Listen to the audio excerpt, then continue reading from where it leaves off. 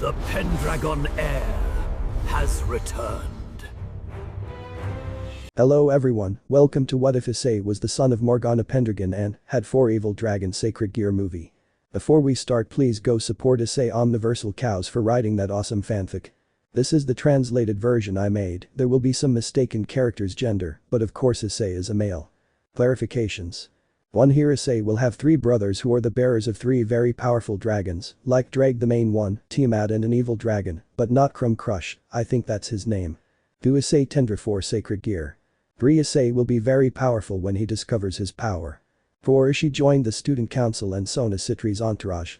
5. There will be a harem with the Sitri. 6. Lemon. 7. Will be 5 times more powerful than Morgana.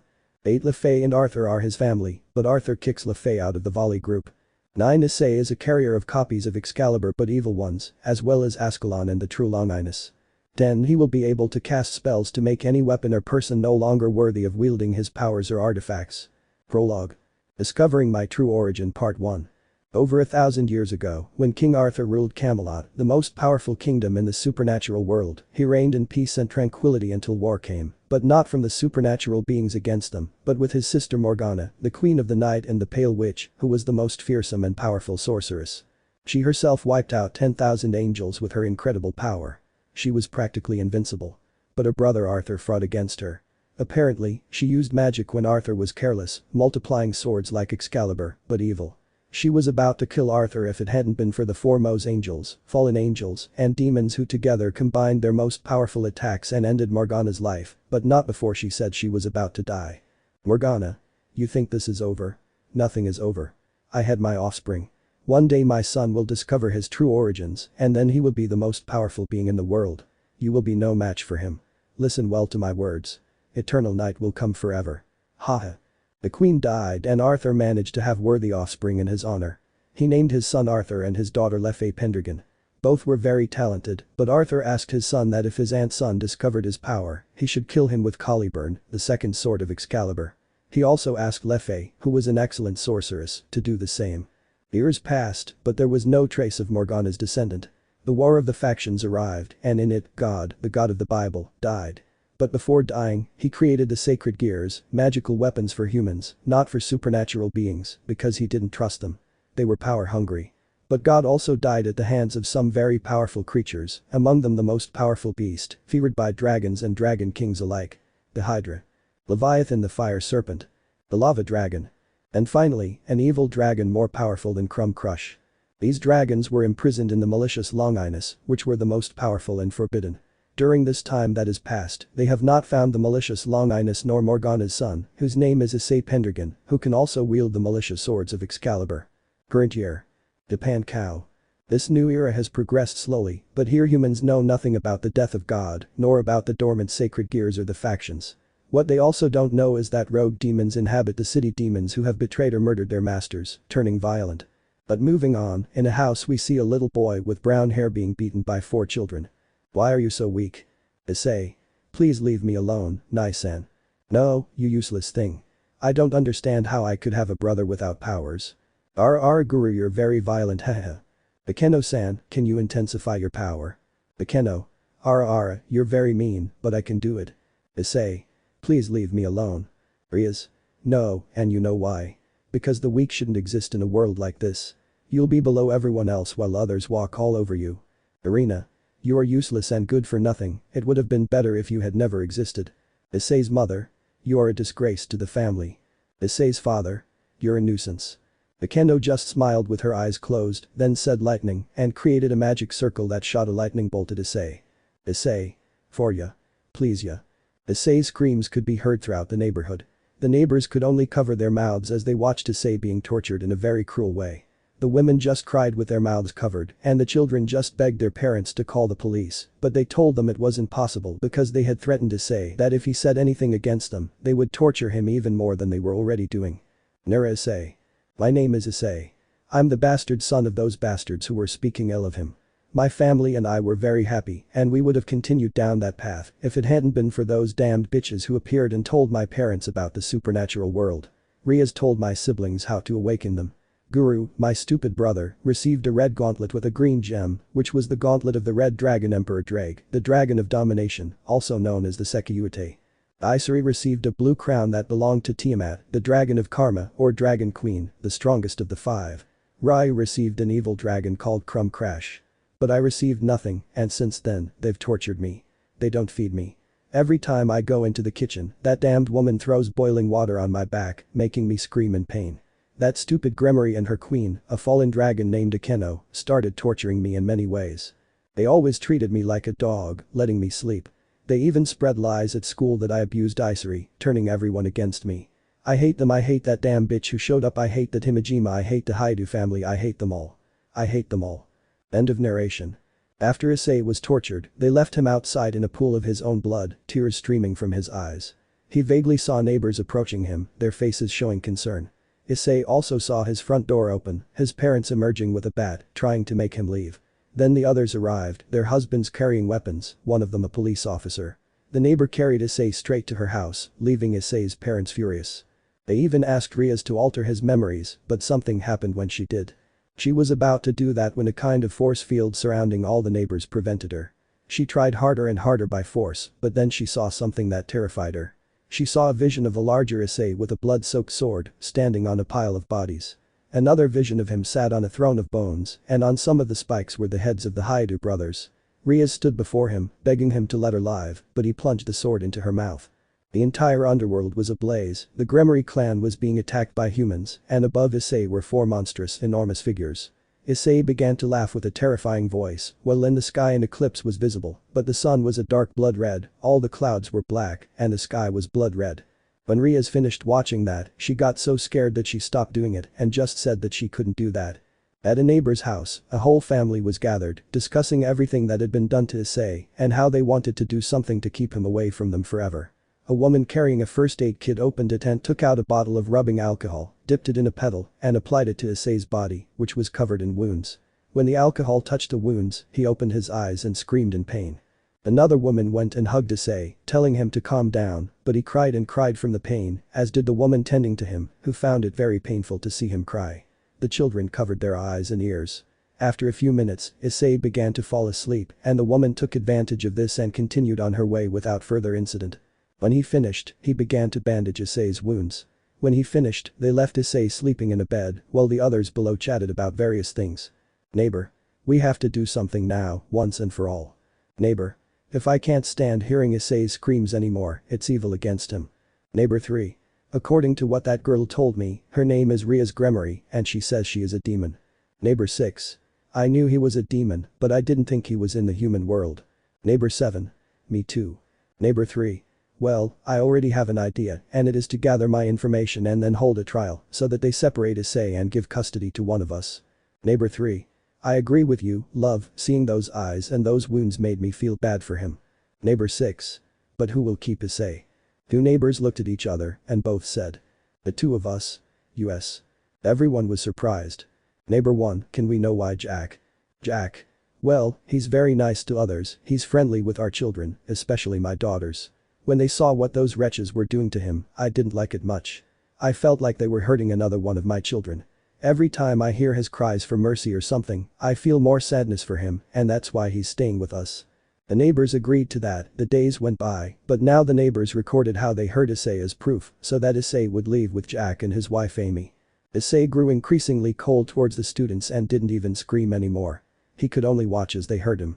One day, when Issei left his house, he went straight to the forest because the police had arrived at the house and delivered a document to Issei's parents about a trial that would take place the next day regarding Issei's custody and whether to arrest the Hyoudou family. When the police left, the family tried to finish off Issei and make it look like he had escaped, but he resisted and managed to run away from the house. He ran crying until he tripped over a rock, causing him to fall about 5 meters. When he started to get up, he felt sore.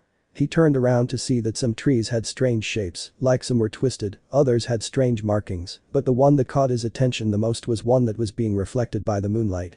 Out of curiosity, he approached only to see that the tree had some letters that said, Morgana and Issei, we will always be a united family forever. But he also saw something else. A footprint. He started to bring his hand closer, but when he placed it, he was amazed because it was the same size. As he was about to remove it, yellow flames appeared in Issei's hand, but these flames did not harm him. Instead, he felt liberated and also saw that his arm wounds healed. After a few seconds, he managed to remove his hand, but then a voice was heard.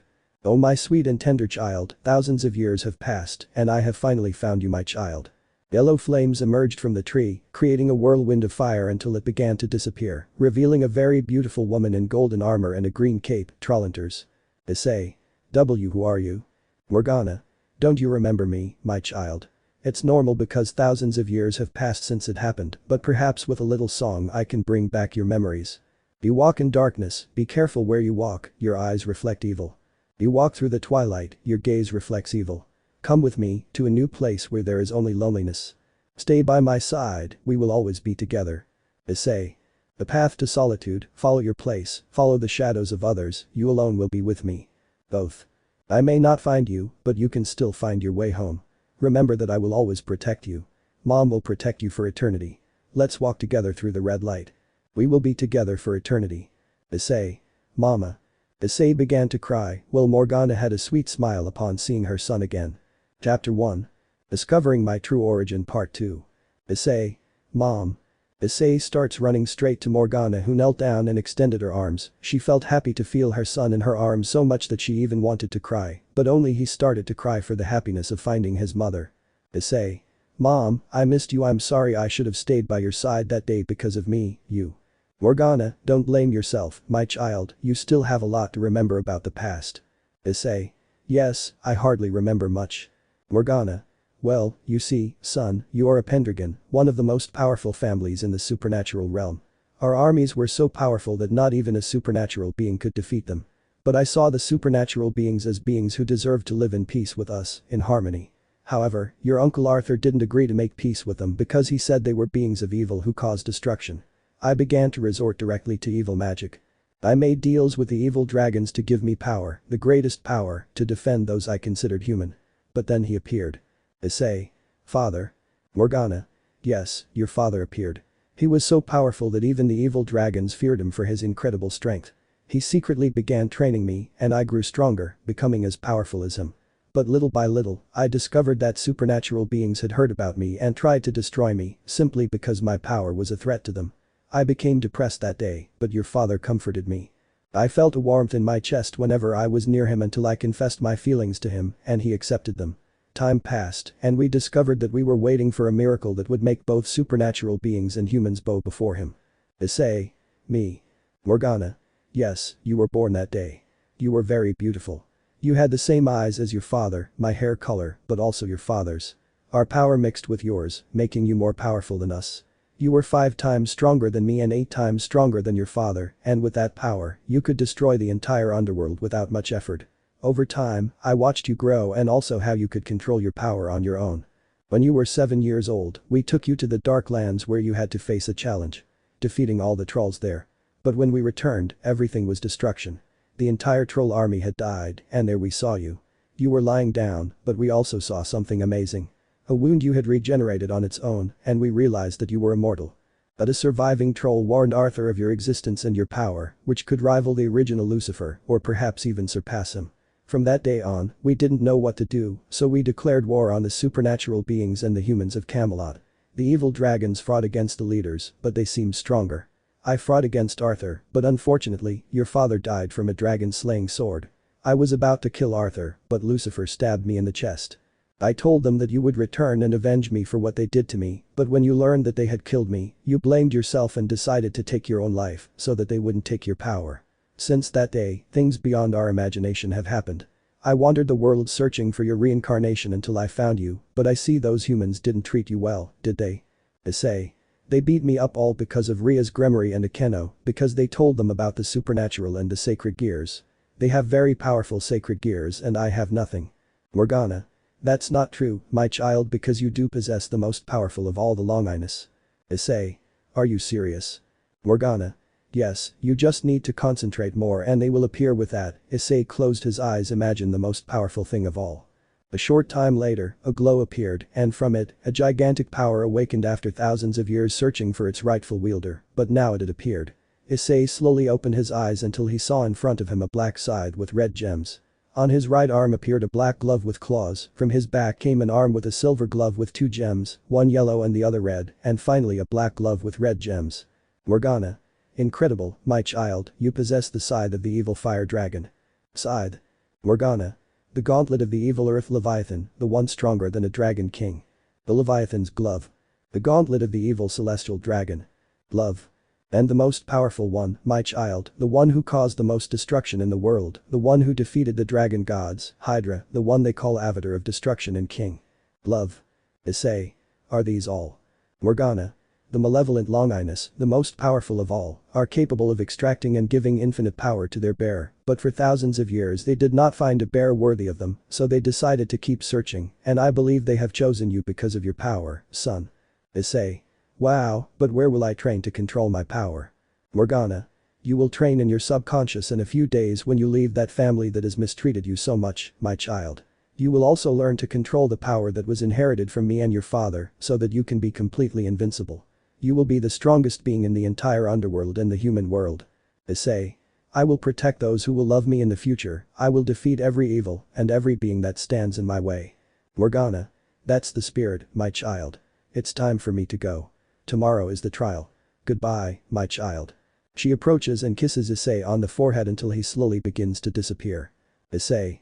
Well, I'd better concentrate so they can disappear. He closed his eyes and concentrated so intensely that everything he had entered him, just like the scythe.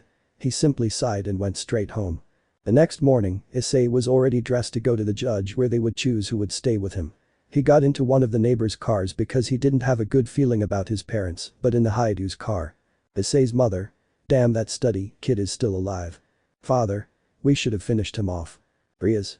I even tried to erase the memories of those neighbors, but something prevented it and it was a barrier powerful enough to prevent me from breaking it. Akeno. It doesn't matter, he would never say that we mistreated him. Ryu. If he betrays us, we'll find him and kill him. Issei. It's better that he's dead, that way nobody will want him. Guru. Haha, that's true. When everyone arrived at the place where the custody trial for Issei would be held, they all sat down. Judge. It's a pleasure and good morning to everyone. This trial will be held to determine the custody of little Issei Hyoudou. The judge takes some papers and reads according to the neighbors. They have heard the child screaming and crying, asking them to stop or leave him alone. They have seen the little boy suffer abuse from his parents, siblings, and school friends. Father. Excuse me, Judge, but it's false. I have never hurt my son. Or have Issei. He said, looking at Issei with a death stare, as if to say something, and we will make you suffer. Issei didn't know what to say because of the fear he felt at that moment, but a neighbor named Jack, as I said before, stood up. Jack. Excuse me, Judge, but what the father says is false. If they have hurt the little boy, my daughter, who is in the same class, has seen how the other children hit him, and they have also lied to the school, saying that Issei is a pervert and that he grapes his sister. Jack's wife. It's true, I've seen it too. I've seen the little boy crying outside their house. They let him sleep outside without any blanket or anything. One day we invited him to dinner, but when I tried to touch him, he suddenly moved away from me out of fear and because of the trauma they inflicted on him. The little boy ate everything he could and it was clear he hadn't eaten for many days. Issei's mother. That's a lie. I've never done anything like that. Ryu. He only lies to separate us. Judge. Silence. I swing the gavel, let the child pass. Issei got up and walked straight to the judge's side and sat down there. Judge. Tell me, Issei, is what your neighbors are saying true? Issei. Judge. You shouldn't be afraid, many of us here will support you. Upon hearing those words, Issei could no longer hold back and burst into tears. Issei. It's true, sniff sniff, they beat me, they don't give me anything to eat, one day my mother threw boiling water on my back. Issei's mother. That's a lie. I've never done anything like that to you. Issei. Shut up. I suffered for so long because of you, you never loved me, you never celebrated my birthday, you just kept beating me relentlessly. Ryu. That's not true. Issei. Silence, Ryu, you are the worst memory, that time you cut my arm. Issei then took off his shirt, leaving everyone speechless. The women tried to hold back their tears, while the men clenched their fists at the sight of Issei's condition. He had many large cuts sealed with thread, huge bruises on his back, a massive burn mark, more cuts on his chest, and a large line on his right arm. Issei. They tortured me in the worst way, I always wanted their love, but they only gave me their contempt, I don't see them as my parents, I see them as heartless strangers. Issei's father. You'd better shut your mouth because when we get home we'll kill you. By the time it happened, it was too late. Everyone had heard it. Jack. Your Honor, here's the proof of that. They threatened Issei, saying he would be killed if he told them anything. That's what Issei told me yesterday. When he received the letter, they wanted to kill Issei to make it look like he escaped or died. And here pulling out a disc, here's proof of the abuse they give him. Jack stands up and starts walking, but Issei's father prays and goes to him trying to take the disc from him, but 2 guards stop him. Jack then gave his lawyer the disc to put in a DVD player with a large screen, and the first video was shown. Mother. I don't understand how I could have had it, you're just an idiot. His mother slaps him, but Issei starts to cry. Mother. Shut up, you bastard. Kicks him in the stomach. Shut up, I hate your crying. Issei. Please, Mom. Issei's mother. I said shut up. He gives him another kick that makes him spit out a lot of blood. End of video 1. Everyone couldn't believe what they saw. Issei's mother was angry and nervous. Video 2. Issei. Father, look what I did to you. He gives her a drawing of himself and his whole family. Issei's father. I don't want to see the drawing of a stupid incompetent. He takes Issei's drawing and tears it up, then throws it at him. Issei's father. Now get out of here. Issei. But Otu-sen, I just. His father punches him in the face and knocks him to the ground, then takes out his belt and starts whipping him with it. Issei. Please, father, stop. Please, stop. Please, just leave me alone. Issei's father. Shut up, you idiot. You should have died when you were born, but if you didn't die at birth, I'll do it myself. He kept hitting him harder, and Issei's screams got lower and lower, but the door burst open, and Jack and some neighbors who beat up Nicholas, Issei's father, came in. Jack.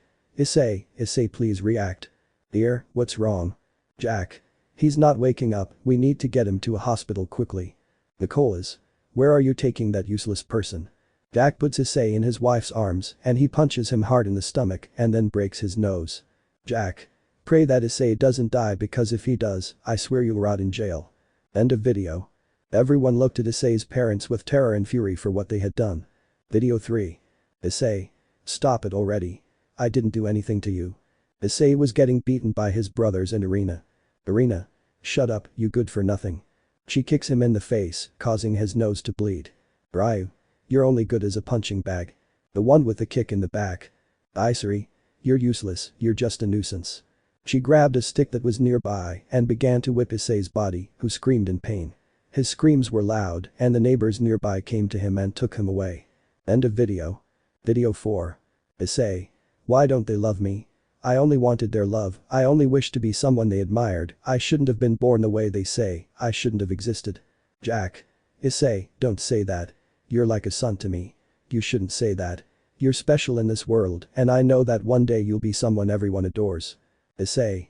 But they say it's true, I am nobody. Jack. To me you are my son, if one day we find a way to separate you from them you will live with us. Issei.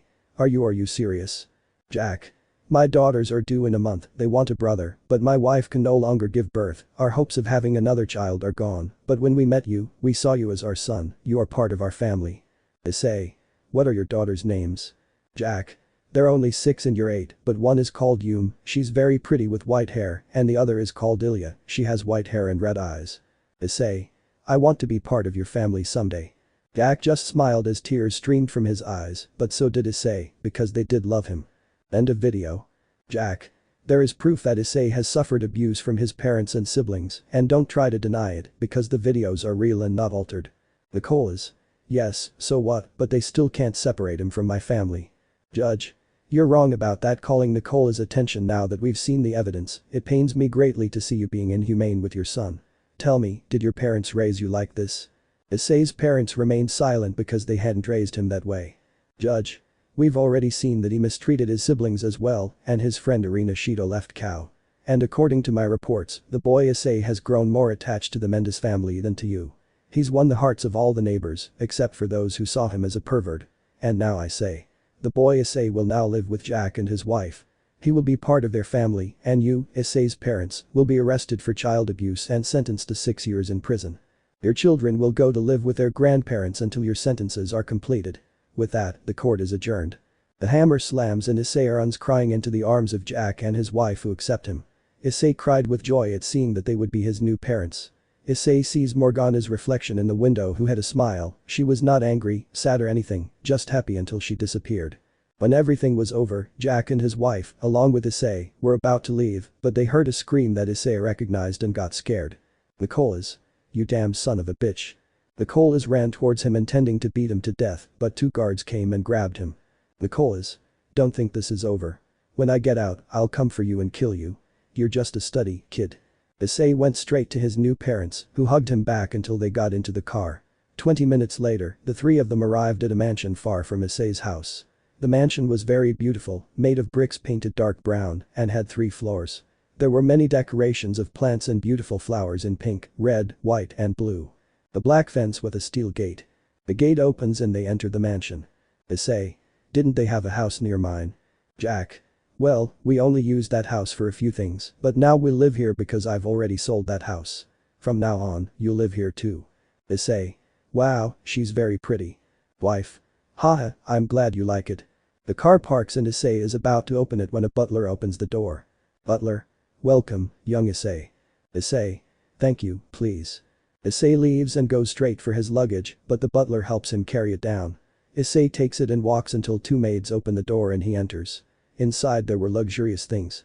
The lamps shone with a golden or orange color and there was a picture of Jack and his family. Issei. Wow, it's really nice inside. Jack. Yes, and 2 more guests are about to arrive. Issei. Who are those? Ani-chan. End of chapter. Chapter 2. Ani-chan. Issei turns around and sees the door open with some force, 2 shadows entering and quickly knocking him to the ground. Issei. He noticed 2 large lumps on his chest. Issei. Edo. He saw the shape stop and they were 2 very pretty girls, one had snow white hair and red eyes, the other had the same white hair but blue eyes. Jack. Girls, I call their attention, you must introduce yourselves properly. The 2 girls. Hi Otu-san. The first one. Hello, nice to meet you, I'm Ilya, it's a pleasure to have my Ani-chan here. The second one. Hello, I'm Yumani-chan. Issei. Well, my name is Issei, but now I'm your Ani-chan he. Issei gave a smile that made the 2 girls blush a little and they jumped on him again, saying Ani-chan several times. The others laughed a little at the behavior of the 2 girls, but Jack and his wife were happy to see them happy and even more so to see Issei happy too. Amy. Okay girls, please take your brother to his room. Amas. Hi. So they took Issei to his room, but what he didn't expect was that it was large with a lot of space, a game room, a big TV, a bed just like a double bed, even a desk with a computer and everything. The girls weren't surprised because they had told him something that left him amazed. Ilya. Ani-chan, do you like it? Issei. Yes, I love it. That's good because we were the ones who bought some things. Issei. What? Why did they do it? They shouldn't have spent what they had. Don't worry, Ani-chan, we wanted to give you that because you're our first brother. Issei just smiles and hugs them and they return the hug of their new older brother. Jack. Kids, come downstairs, it's time to eat. Issei's dad yelled from downstairs. The 3 of them. We're coming, Dad. So they run down, but Issei sees Morgana's reflection with a smile. Morgana. My child, I am glad that these people love you. Issei approaches the reflection and places his hand on the glass and Morgana does the same. Issei. I promise you, mother, that I will find a way to revive you. Morgana. I know you will do it, my child, but you must train, if you will do it, but you must become very strong, you must find the evil swords, some are hidden throughout Kuoh. Issei. Yes, I will become very strong so that you will be proud of me, just like father. Morgana. You know your father has been listening to you all this time. Issei. Father, have you been listening to me all this time? Morgana. Yes, my child. Morgana's winged figure appears. Hello little one. Issei began to shed tears upon seeing his father, not in life, but he wished he could see him again. Issei. Otu-san. My name is Vlak and you don't have to cry. Issei. I wanted to see you again, I wanted to be able to see you since that time. Vlak. Don't blame yourself for that. I know you want to rejoin us and I don't blame you, but now I see that I've touched your powers beyond, powers that are even on par with God's. Issei. Are these the things that almost defeated God? Vlak. Yes. Issei. Wow, I'm going to train and make you proud of me and our species, we evil dragons will prove that we are stronger. Vlak. Without a doubt you have my blood running through your veins. If our species is still alive and they still await your return, they wish to see their prince sitting on the throne again. Issei. But father, I still don't want the throne. I wish to stay here and maybe in the future have people who love me as much as you love mother. Black. You know how you're part evil dragon, you can have a harem, you can have several women by your side, it's your decision whether you want the throne or not. Issei. When I marry them off, we'll go back to our territory to live there forever, and I'll revive you too, father. Black. Yes son, it's time to go, those people are waiting for you. Morgana. Take care of yourself, my little one, and remember, you are stronger than us, and one day you will be the new god. And so they disappeared as they had arrived. Issei goes downstairs and sees everyone already seated and ready to eat. Jack. Issei, come and eat. Issei gets down and sits down, but is helped by the butler who adjusts the chair with him. Issei. It's kind of awkward. Amy. Don't worry, you'll get used to living here. So they began to eat. Issei thought about what his mother had said about him being the new god, and that's what he wanted. He wished to be the new god and protect his new family and the people who would love him in the future. Jack. By the way, Issei, how is Morgana? Upon hearing his mother's name, Issei became frightened that they might overhear their conversation. Issei. Did you hear me talking to mother? Amy. It's not that, but we are also royalty, we have lived for thousands of years, we are looking for you because she asked us that if she died we would take care of you. Issei. I mean, they took me away from those people just to protect me. Jack. Not only that, but we didn't like how they treated you, thinking you were weak, but you're not. Your power is sealed, but the seal can't hold for long, and your power will come out, but since you're part evil dragon, it will stabilize in your body. Ilya. Yes, you know we have sacred gear. Then she closes her eyes and dragon wings sprout from her back, but they look like pink armor. Ilya. These are the wings of the dragon Daki, the former celestial dragon. Does the same, but a blue glove with purple gems appears. I possess the Dragon King Jiren. Issei.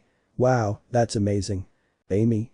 Yes, Issei, but you shouldn't show your artifacts to the human world, as it would be risky.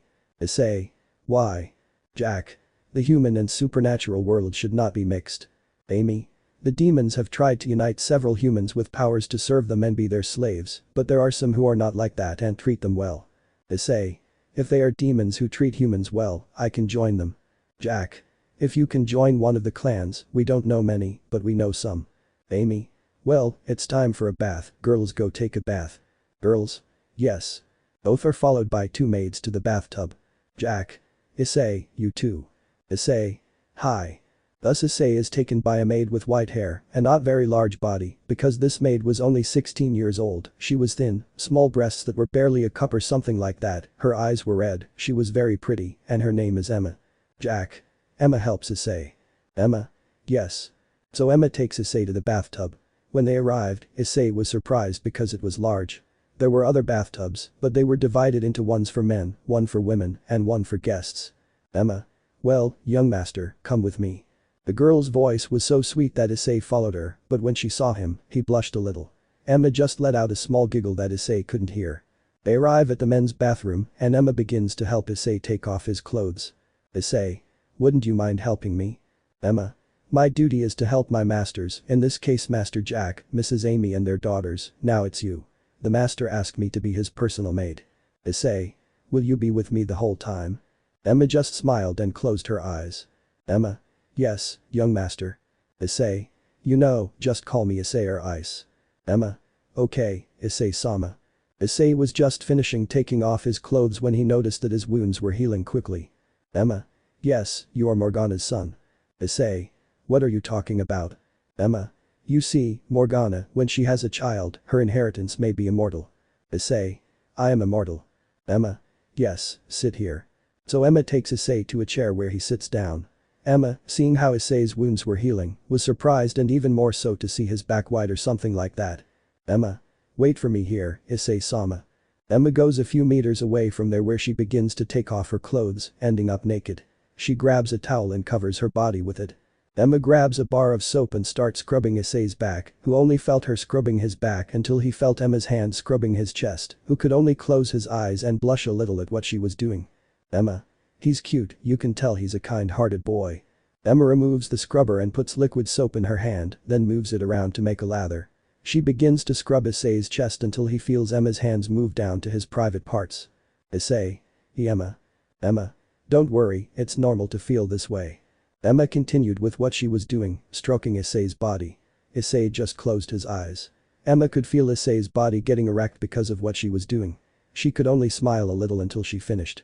He grabs the shower head and uses it to remove all the foam that Issei had on his body until he is clean. Issei. Now what? Emma. Come on. Issei stands completely naked, embarrassed to be standing like this in front of her. She points to a large tub, about 4 meters wide. He walks over but sees that it was too high to climb in until he feels 2 hands grab his arms and lift him up. He turns around and sees that it was Emma who helped him climb in, but Issei sees that you were completely naked and not embarrassed. Emma. Go in, I'll come later. Issei does as she asked. He goes into the water and sees that there was a place to sit, but he sees Emma go in too, but she takes his hand and sits him on her lap. Emma. You know, Issei, you remind me of someone. Issei. To whom? Emma. To my sister. Issei. Like that. Emma. If she was just like you, she would get embarrassed every time I bathed with her. Issei. What happened to him? Emma. Died. Issei was surprised but felt drops fall on his shoulder until he turned around and saw that Emma was crying. Issei turned around and sat down in the same way but facing each other. He put his hands on Emma's cheeks and when she felt Issei's soft hands, she opened her eyes and saw that Issei was wiping away her tears. Issei. You don't have to cry. She wouldn't like that. It might be very painful to lose a brother or sister, but maybe she's proud of you for having a future here with my new family. Emma could only hear Issei's words, she just smiled and put Issei between her breasts, but now Issei didn't care about her at all. Emma, thank you Issei. Issei. You're welcome, Emma-chan. Emma just smiles more and unintentionally kisses Issei on the lips. Issei opens his eyes in surprise. Emma, realizing what she did, pulls away somewhat embarrassed and thought Issei would say bad things to her, but she was much more surprised when he kissed her again. This time, Emma reciprocated his kiss, even entangling her hands around Issei to deepen the kiss between them. They separate with a thread of saliva. Issei sees Emma's face and notices that her cheeks are red from the kiss, just like Issei's, but he just smiles and says. Issei. I love you very much.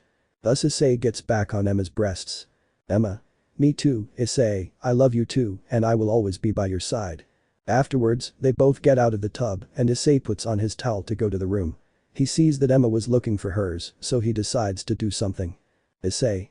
Here, take mine. Emma. But. Issei. It doesn't matter, my room is close to here. Emma. Thank you. She takes the towel and covers herself with it, takes Issei's hand and they go to her room, but a light like a flash appears. They turn around and see that it was Amy with a sweet smile. Amy. I'm glad you two are getting along now.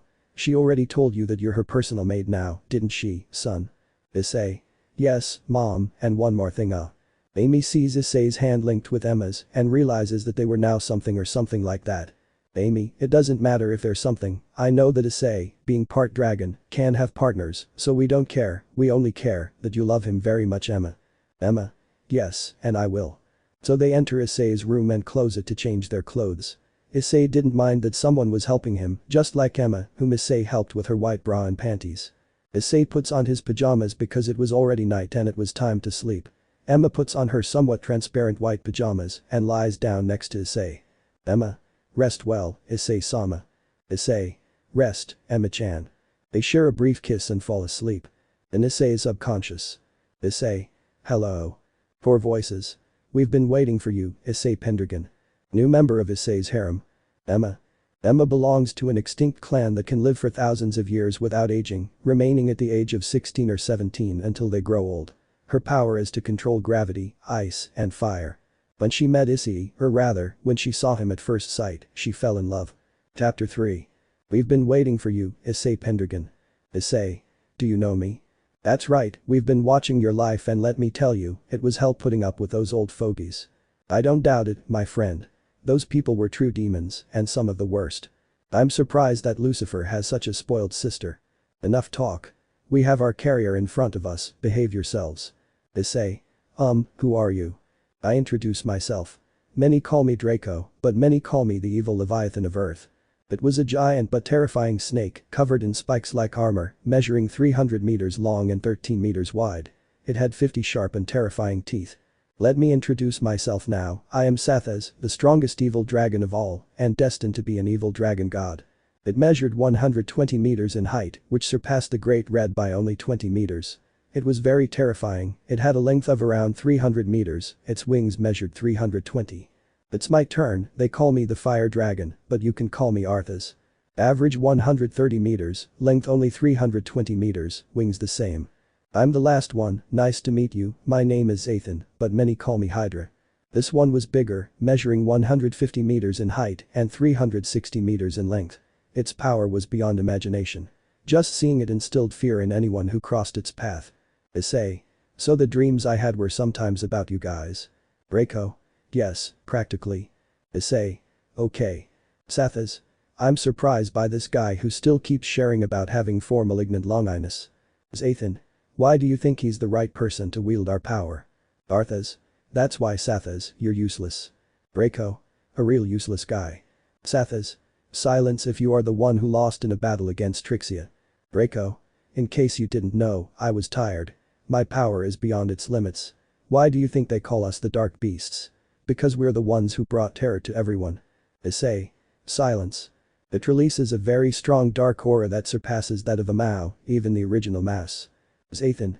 He is the one chosen to wield our power. He is capable of killing the original mass. Issei. I've heard about them, supposedly they're very strong, but they almost couldn't beat my mother and father, but God had to appear and kill them, and I couldn't do anything about it because I was still weak. Arthas. The reason you couldn't do anything is because you couldn't control your power very well. If you lost control, you would destroy not only Canterlot but the entire continent, and you would destroy yourself. Issei clenched his fists, knowing that his power was uncontrollable before. Issei. Can you train me to become stronger? Ethan. Yes, we can train you and make you stronger than before to protect those you love, and you already have your first partner. Issei. Yes. He blushed when he learned that Emma was now part of his harem. Arthas. We don't blame you. We dragons can have more than one partner. You can have more than 30 women if you wish. Issei. Arthas. In other words, you need to have more women so that you can give several children with your power, or rather your offspring, so that our race is stronger and our species continues to live. Issei. I wish to become stronger, to surpass my limits in order to become the next supreme evil dragon god. I will make evil dragons known not as evil beasts, but as beings of greatness and power. Arthas.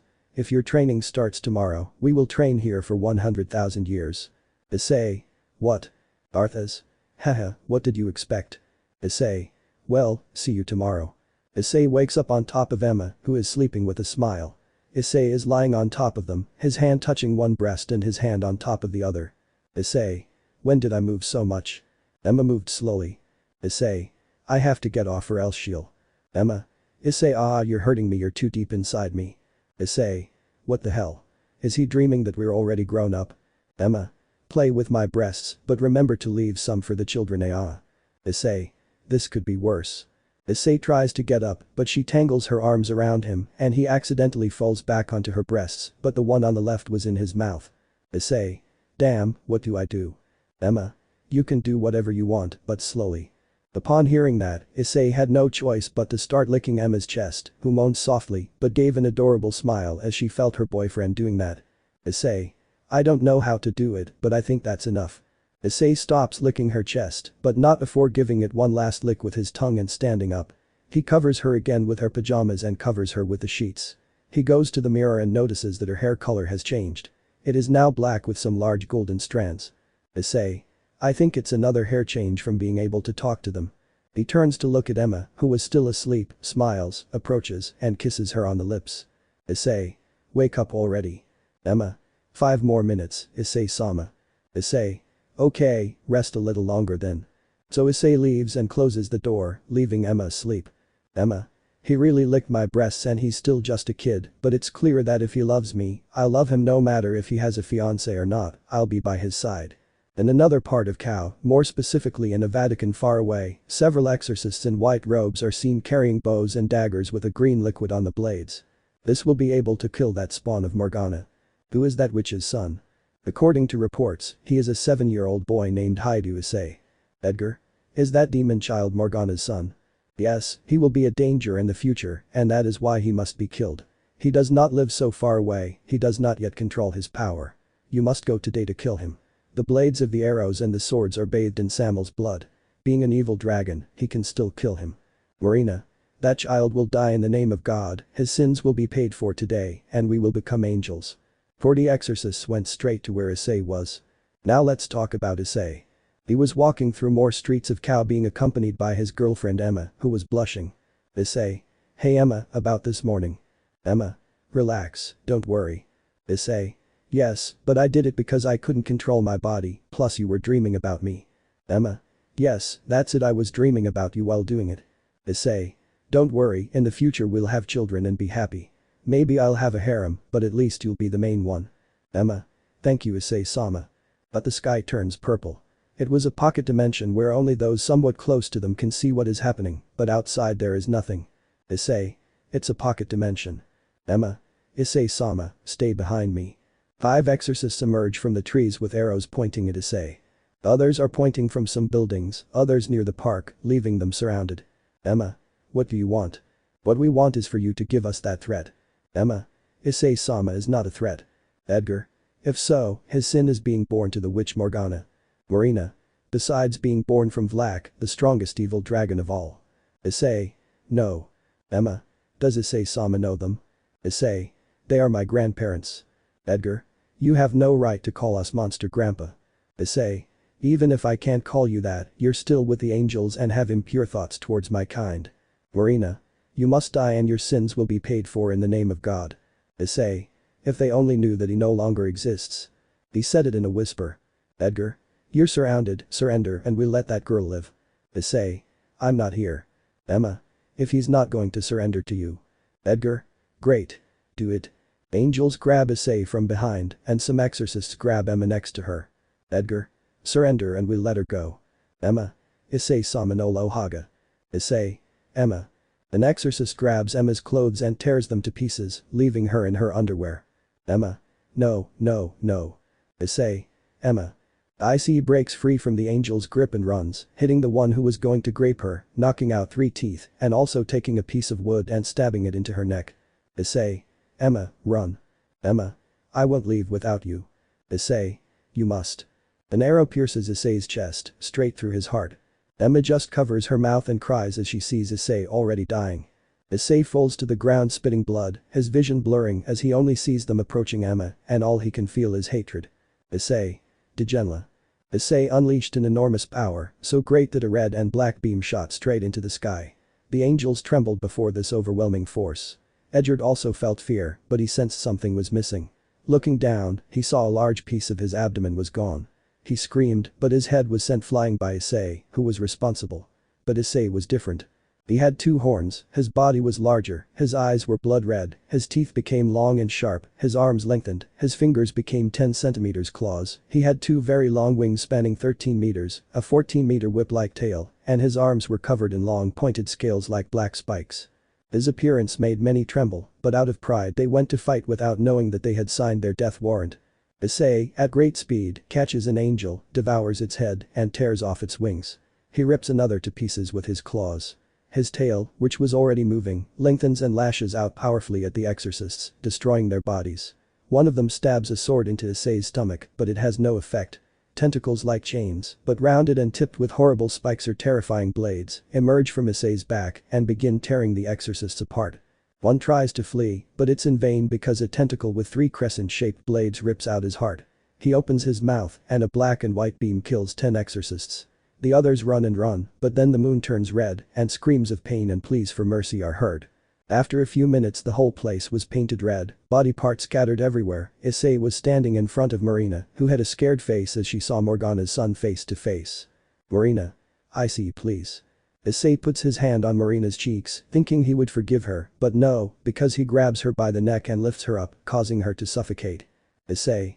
I will never forgive those who try to harm what is mine. With its tail and tentacles they begin to tear her apart, leaving her almost dead, but not before she sees a gap that could be the exit, but when she is close and sees a field of flowers she begins to cry, but then black tentacles appear and take her through a portal formed in the ground, and from inside her screams could be heard until the blood came out into the sky. Issei then begins to see blurry until he falls to the ground almost unconscious. Emma is transported because, being part of a family with contact with the supernatural, she was taken to the mansion to report what happened. Issei remains alone in the pocket dimension until he hears a girl's voice. You're the one who unleashed that great power. I'm surprised you're still alive after being stabbed multiple times by Samuel's blood. Issei. Who are you? My name is Office Ouroboros, the dragon goddess of infinity. Issei. Office-sama. Office. I'll give you a deal. Issei. What deal? Office. Help me with this feelings thing, I'll change. I'll train you to be strong and one day help me with someone who took my home. Issei. I accept. Office. Good choice. But then he sees how Issei's wounds heal faster than before. Office approaches Issei and transfers a purple sphere to him. Upon entering Issei's body, he feels his power is greater, but then he feels his lips touching something else. He sees that it was Office kissing him. Issei. Why the kiss? Office. I gave you some of my power, so now you are mine but not yet, since you are a child. Office. Come back here tomorrow. Issei. Hi. Office. Adios Issei Pendragon. Chapter 4. Now we see Issei in front of a girl named Office, the dragon goddess of infinity. Issei. What did you do to me? Office. I gave you a part of my power so that yours would stabilize in your body and you also became stronger than before. Issei. What do you want from me? Office. Nothing, I'll just help you control your power and help you achieve your dragon form. Reiko. Accept partner so you can protect your new family and your partner. Issei. I accept to train with you, Office. Office. Good. Office opens the dimensional rift and the two of them enter it. Office. I will help you to properly control your magical and dragon power. As time passed, Office taught him to use his power correctly. He learned to use shadow magic. His dragon power, which was enormously large, was much greater than his father's. He reached his balance breaker for 5 hours and more, his most powerful form, but that would consume some life, but being immortal, it could not take much, only a percentage of his power or his vital energy. He also learned to use a magic that he himself created, the magic of the void or the sphere of the void, which was a sphere of evil energy that could destroy an entire country. In the dimensional rift, time passed too quickly, but he remained in his child form due to his immortality. His growth was very slow, but nothing would happen to him if he left, as he would be normal. Office was very happy for him. She was beginning to feel her heart beating too fast, but since she didn't know about feelings, she didn't know what it was. I managed to enter his gluttonous form, but I only got to about 90 meters high, almost reaching the height of the Great Red, and hers, which he tells me is about 120 meters high. The weapons he possessed could be modified or even made different. His friends were overjoyed that their wielder was an extremely powerful being, stronger than the original Demon King or even beyond that of a god, but he felt that Office was hiding something from him, or rather, that she was hiding a secret from him. They spent around 100 years in the dimensional rift and when he arrived, he learned to use all his power correctly. They left, lowering his power to 0% so that they wouldn't detect him and think he was an enemy. Office. Well, Issei-kun, it's time to say goodbye, but… Issei. What's wrong, Office-chan? Office. Since I've been with you, I've started to feel something for you, but I don't know human feelings. Being a gluttonous goddess, I don't know what feelings and emotions are. I practically know nothing. And for that reason, I have no other choice but to erase the memory of the moments I had with you. Upon hearing that, Issei couldn't bear it and began to shed many tears, as he would lose his friend, the one who had been with him for 100 years, the one who trained him and built him into something more. He didn't understand why or what the reason was for her doing it. Issei. Why? Am I nothing to you? Office. Yes, you are, except I'm in a terrorist organization called the Chaos Brigade. They specialize in capturing demons and turning them into their soldiers. Their sole purpose is to reclaim my home, the place where we were, but I also don't want them to use you as a weapon. Issei.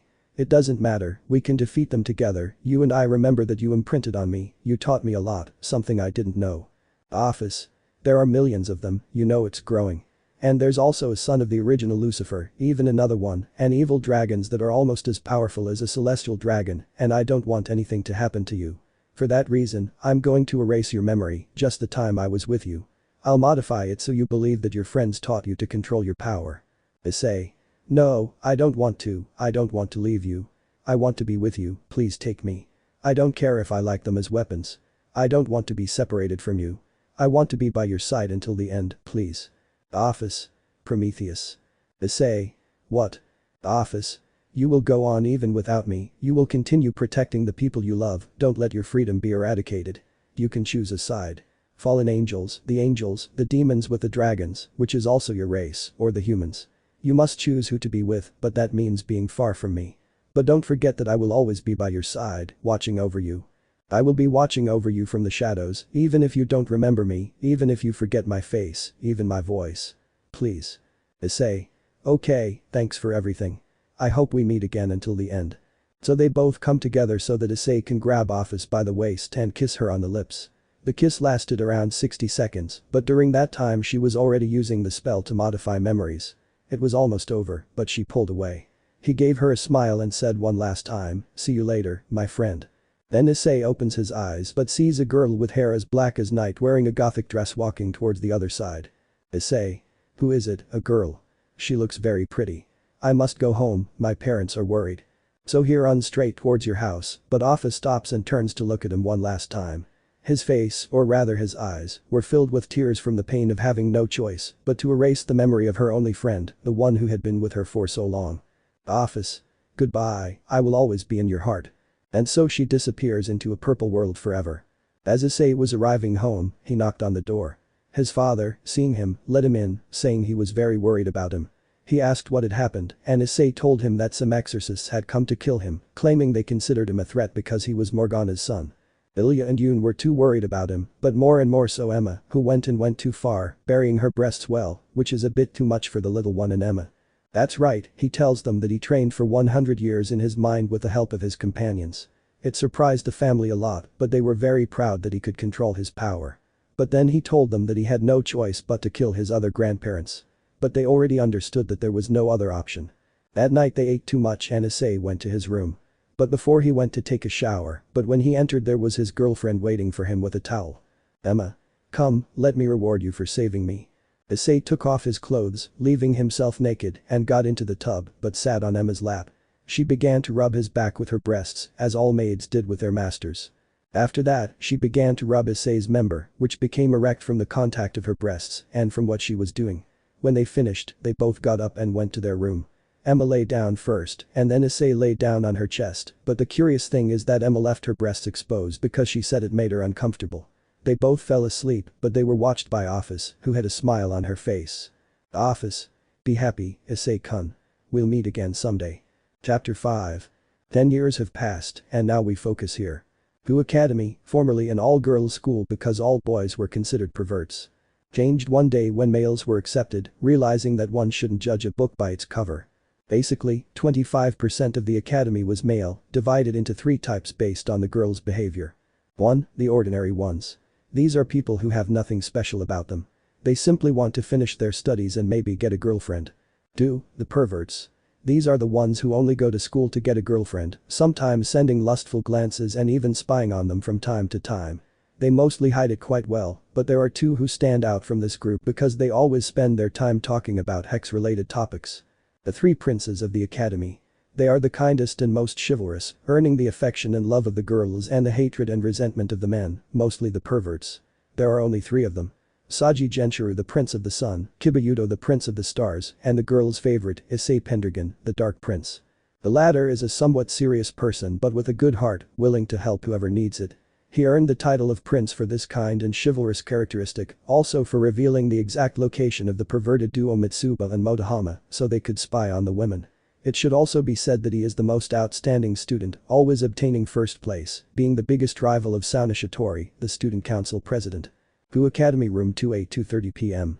We can see our favorite brunette at the end of class chatting with his brother. Issei. It's good that classes are over, I swear I almost fell asleep this time. Zathan. Hahaha, you said it, brother. So tell me, what are you planning to do? Issei. What are you talking about, brother? Reiko. Speaking of Yuma's statement, honestly, it doesn't give me a good feeling. Issei. You're right, that declaration was too quick for it to be the first time we exchanged words. Flashback to yesterday. Issei could be seen leaving class, talking to his brother about trivial matters, such as how to improve his powers and abilities. When he passes a bridge, he stops. Issei. Oh come on, you're not serious. Sathas. I've told you, if you want to improve it's better to join one of the factions. Issei. But we're talking about serving someone like we're their dog. I don't like the idea of serving someone either, but it's so you can increase your powers to exaggerated levels. Issei. I know that, but you know the reason why I don't want to. Arthas. You're right, but. Sorry. At that moment, a dark-haired girl with long hair, pink eyes, and a good figure appeared. She was wearing a different uniform. You're Issei Pendragon, right? Issei. Yes, it's me.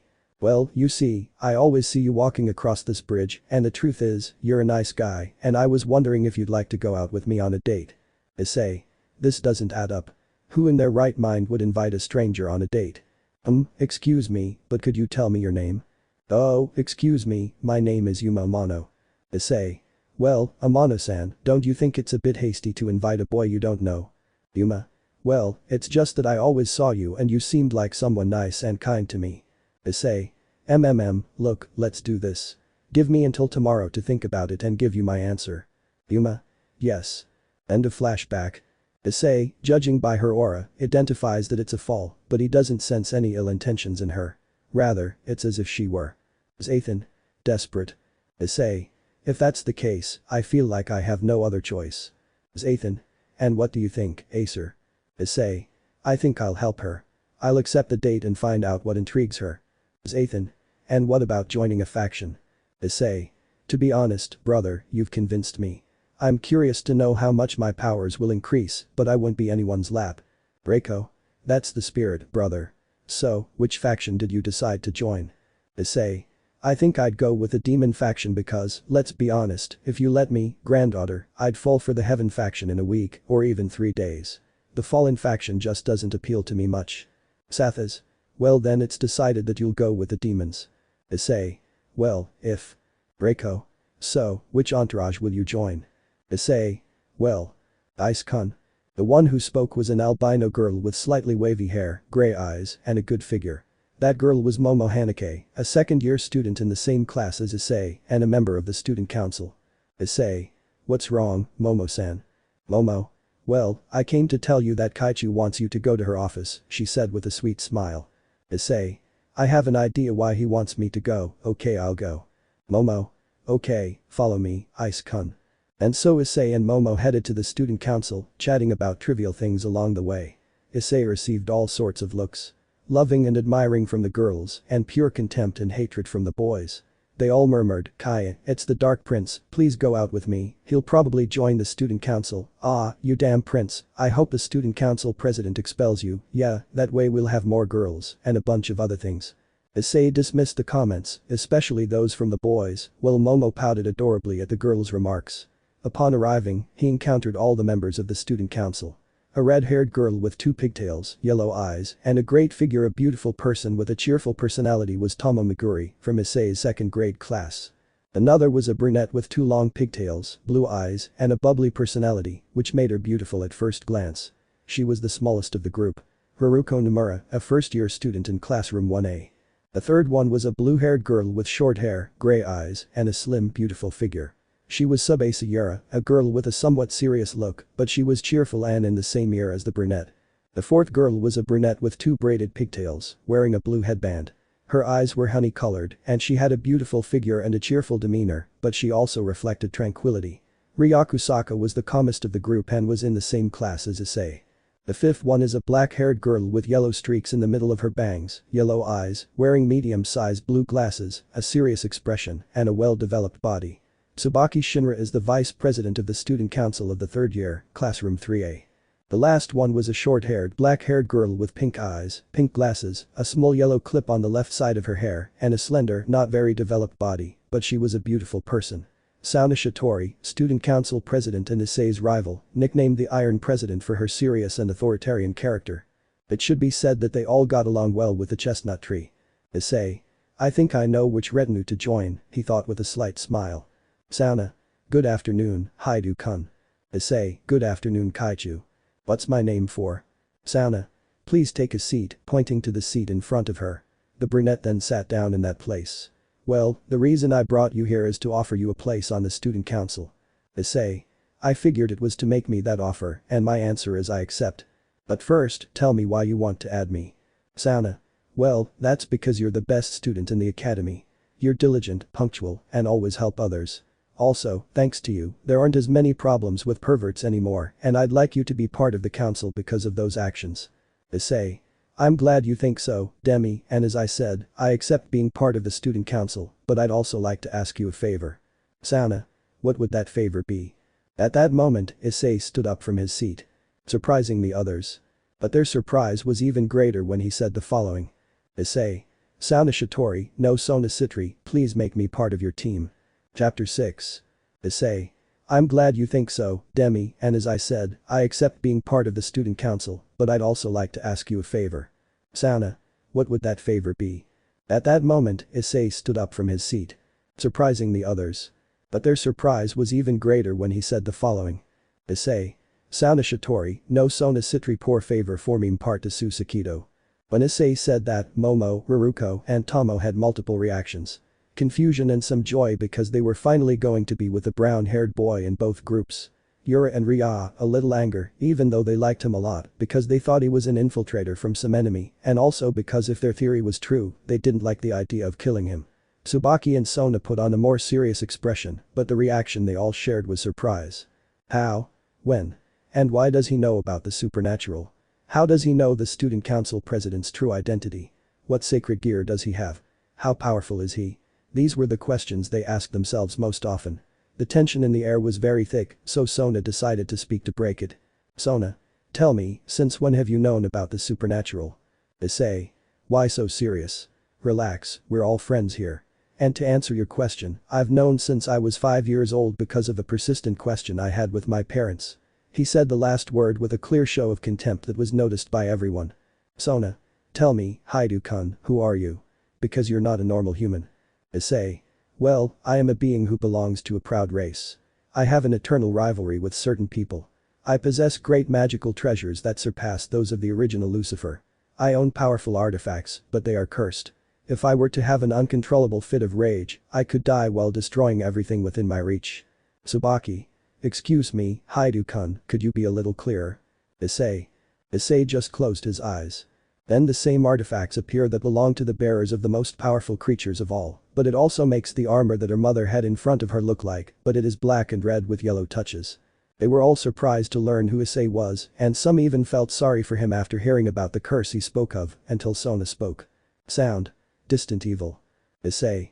That's right, I possess the most powerful beasts of all, and I am the son of Morgana, and I am also the son of an evil dragon god, or well, almost. Ira. Issei-kun, why did you try to hide your power from us? Because your presence alone makes your aura incredibly terrifying. Issei. Simple and easy, I reduced my power to 0. Sona. Because you want to join us, I mean the demons and specifically the Sitri clan. Issei. Why? Well, the truth is, I have a goal I want to achieve. I want to break the curse of my sacred gear, and for that, I need to increase my power. My comrades recommended I join a faction, so I decided to join the devils, since I feel more familiar with them. And let's be obvious, if I were an angel, I'd fall in less than a week because I'm impulsive. As for the fallen angels, they simply don't appeal to me. Now, why did I choose the Sitri clan? Well, because we're all friends and get along well, right? To be honest, I'd feel more comfortable in the Sitri clan, and I feel like you wouldn't treat me like an object or some kind of animal that you can use and discard whenever you want.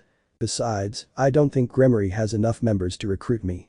If there's one thing that characterizes Issei, it's that he always tells the truth and what he thinks. That's his greatest virtue, known to everyone. The girls were impressed by his response, his reasoning, why he chose them, and his desire to break the curse that drives him mad. They all felt bad for the burden the brunette carries, which led some to lower their heads, feeling bad for not being able to do anything for him. But then Issei knelt before Sona, surprising the others, and said. Issei. Sona Sitri, please allow me to serve such a beautiful lady and give you my loyalty. Those words made her blush. Of all the people she knew who had immense power, they were arrogant and greedy, but Issei was the only one who, despite possessing such power, was incredibly humble and would humble himself before someone weaker than him to ask for help. So she walked towards him. Sona. Why are you humiliating yourself, Pendragon-kun? Please lift your head. Someone who's going to join my entourage shouldn't behave like this. She said this with a smile, cheering up the others. Issei. Thank you very much, Sona-sama. I promise I won't let you down. Sona. Por favor solo dime Sona o kaichu. Issei. Okay, Sona-san. After that, Sona takes out 8 pawn pieces and tries to insert them into Issei, but they don't fit. Momo. Kaichu ke susud. Tomo. Because the pieces can't fit. Sona. Pendragon-kun's power far surpasses mine. Queen. Which means that. Sona. I can't make him my servant. Issei. I figured as much. Sona-san could give me 2 pawn pieces. Sona.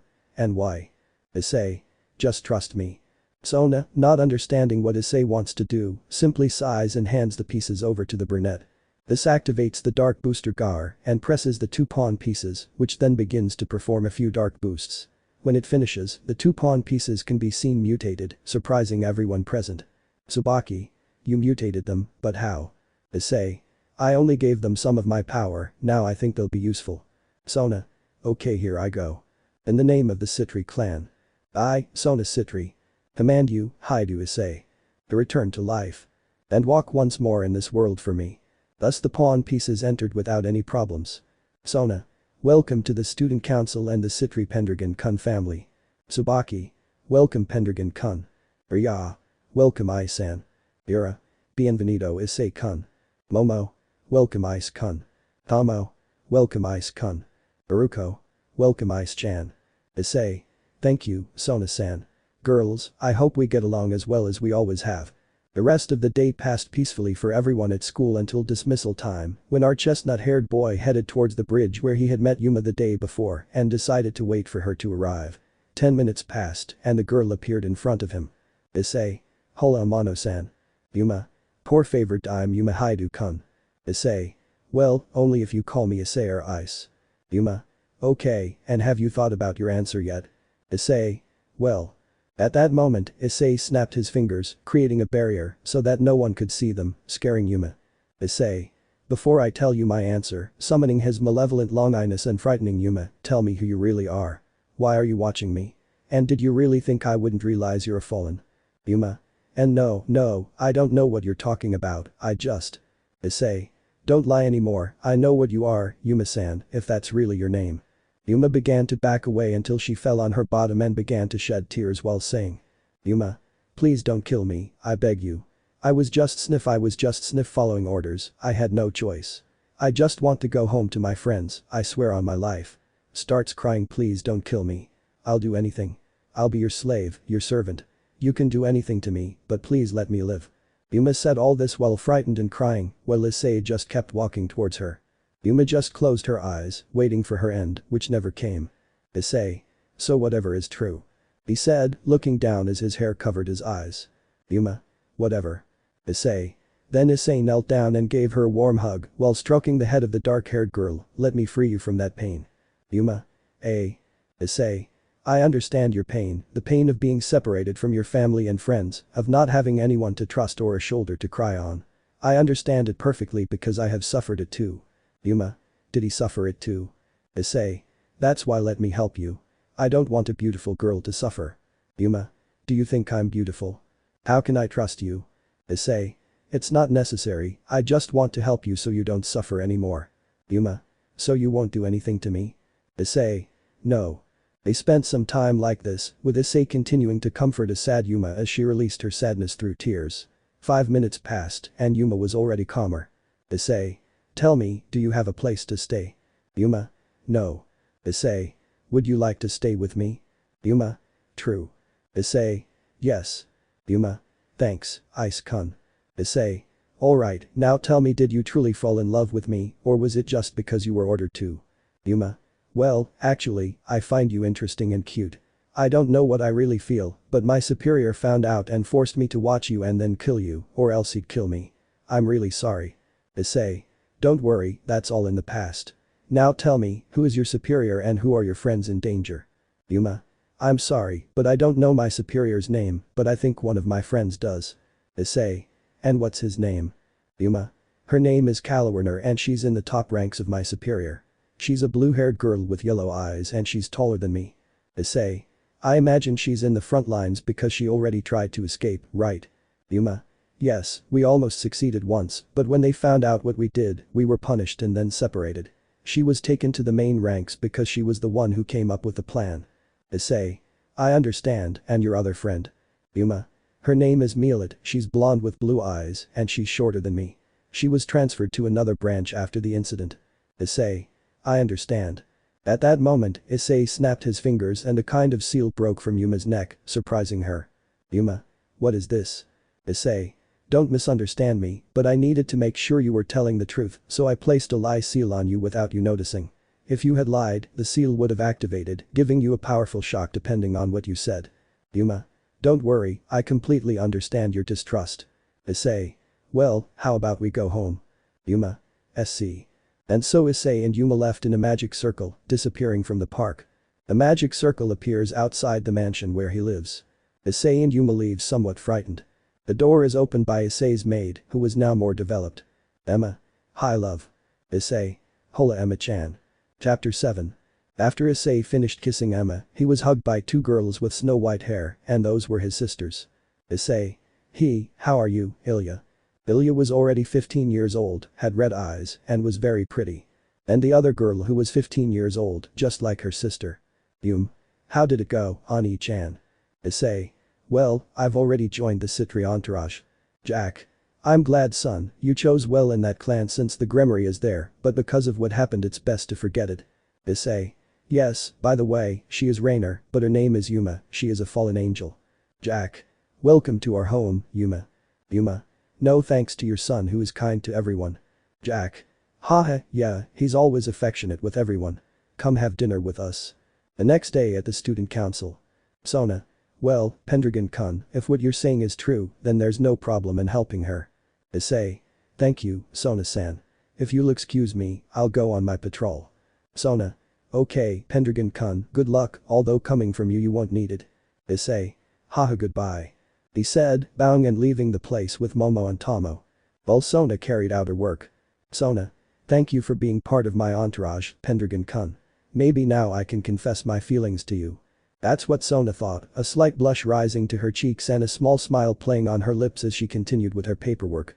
Issei had told her everything about Reina. Yes, that was Yuma's real name, and asked if he could enroll her in the academy, which she agreed to. Meanwhile, the brunette was on patrol with Momo and Tomo, visiting various clubs to ensure no one was bringing anything inappropriate. They reached the kendo club, and as they passed behind it, the brunette stopped, worrying his companions. Momo. Is something wrong, Ice-kun? Issei. Momo, call the kendo club members quickly and don't go past the tree. Momo. Okay. When Momo left, Issei turned his gaze towards Tomo and said. Issei. Tomo, get those who are in the bushes over there out. Tomo. Hi. When Tomo approaches, he kicks out three boys who were carrying a camera, binoculars, and Gakitikus. Boy 1. The student council said the one who seemed to be the leader of that pale group. Boy 2. But it was like they never saw us when they passed by. Issei.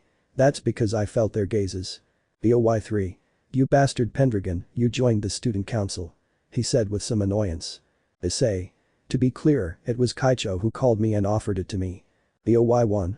You're a miserable person, why don't you do something productive with your life? Issei. You're the last person who should be saying that. Now face the consequences of your actions. Boy 1. Yeah, sure, he said, preparing his radio to call someone. Issei. Don't even think about it, he said, snatching the radio and breaking it in one swift motion. When the other two were about to call Tomo, he snatched them away, along with their cameras and binoculars. When Momo arrived with the kendo club girls, some looked angrily at the three boys, and others looked lovingly at the brunette. Momo. Ready Ice-kun. Issei. Thank you Momo-chan, and now. Then he went to the tree and gave it a powerful kick that knocked almost all the leaves off. Two other people, who appeared to be masturbating because they had their hands in a certain place, were also there. These people were Mitsuba and Motohama, the perverted beasts of the academy. The girls were disgusted by this until the brown-haired boy spoke up. Issei. How unpleasant doing that at the academy and seeing the girls changing. Don't they respect privacy? He said in a cold voice. Motohama. Damn prince, mind your own business. Issei. As a member of the student council, it is my duty to prevent these things from happening. Mitsuba. Why don't you let us enjoy the view of those beautiful and luscious opes, especially those of your friends? He said those words with complete lust while receiving the murderous glares of all the girls. But then he gets hit on the back of the head, leaving a big bump. Issei. Because women aren't objects of flesh to satisfy lust. They're people with feelings who deserve respect. Do you seriously think being a man is about touching breasts and butts? They're just insects. Or would you like it if someone did the same to your mothers and I satisfied my lust with them? No, right. So if you want to be a better person, stop doing inappropriate things at the academy. Those words shocked the perverts, as he had a good point, while the girls blushed at how the brunette defended them, but especially the albino and the retard. Issei. If there's nothing more to say, girls, I leave you. Momo, Tomo, let's go report the situation. Thus withdrawing from the place and leaving the perverts with a beating from the Kendi club. On the way to the council. Tomo. Hey Ice-kun, thank you for defending us. Issei. It was nothing, girls. Momo. But you always defend us from perverts, especially us girls, why? Issei. Come on, I've known you since elementary school. I consider you special people in my life. Besides, I won't allow anyone to hurt such beautiful women as yourselves." That comment made them blush greatly. Pendragon resident 6:30 p.m. Now we can see a chestnut-haired boy arrive home being greeted by a girl in a pink apron. Yuma. "Hi Ice-kun. Issei. I'm here, Rainer-san." Yuma. "Come on, call me like you used to." Issei. "Haha, okay, Yuma-chan, how did it go?" Yuma. "Well, it's kind of boring, Ice-kun, but your sisters are very cute." "What's that?" Pointing to his pocket. Issei. Taking out what he had in his pocket, it turned out to be some black feathers. "I was attacked by a fallen on my way back from school. If I'm not mistaken, his name was MMM. Donishik." Yuma. "Wait, you said Donishik. You're not hurt, right?" she said with a very worried expression. Issei. "Don't worry, Yuma-chan, nothing happened to me. Besides, he was too weak to hurt me. Now, how about we get something to eat?" Yuma. "Come on, sit down. I made you some stew. I hope you enjoy it." Issei. Yuma. "I did Akimasu." So they both started eating. Issei. This is delicious, Yuma-chan." Yuma. "You mean it?" Issei. "I would never lie about food." Yuma. "Arigato Ice-kun." After dinner. Issei. "Yuma-chan, you're so delicious." Yuma. "You're welcome, but there's something I want to tell you." Issei. "And what is it?" Yuma. "As you know, humans have been disappearing in recent weeks." Issei. "Ah yeah." Yuma. "Well, all those humans have something in common." Issei. "And that's getting an idea of what it might be like." Yuma. "Sacred gears." Issei. "Don't tell me what I think it is." Yuma. "Their sacred gears are taken from them." Issei. "That's practically death. A human couldn't withstand that much pain." Yuma. "And you're right, I wouldn't do it that way. That's why I need your help.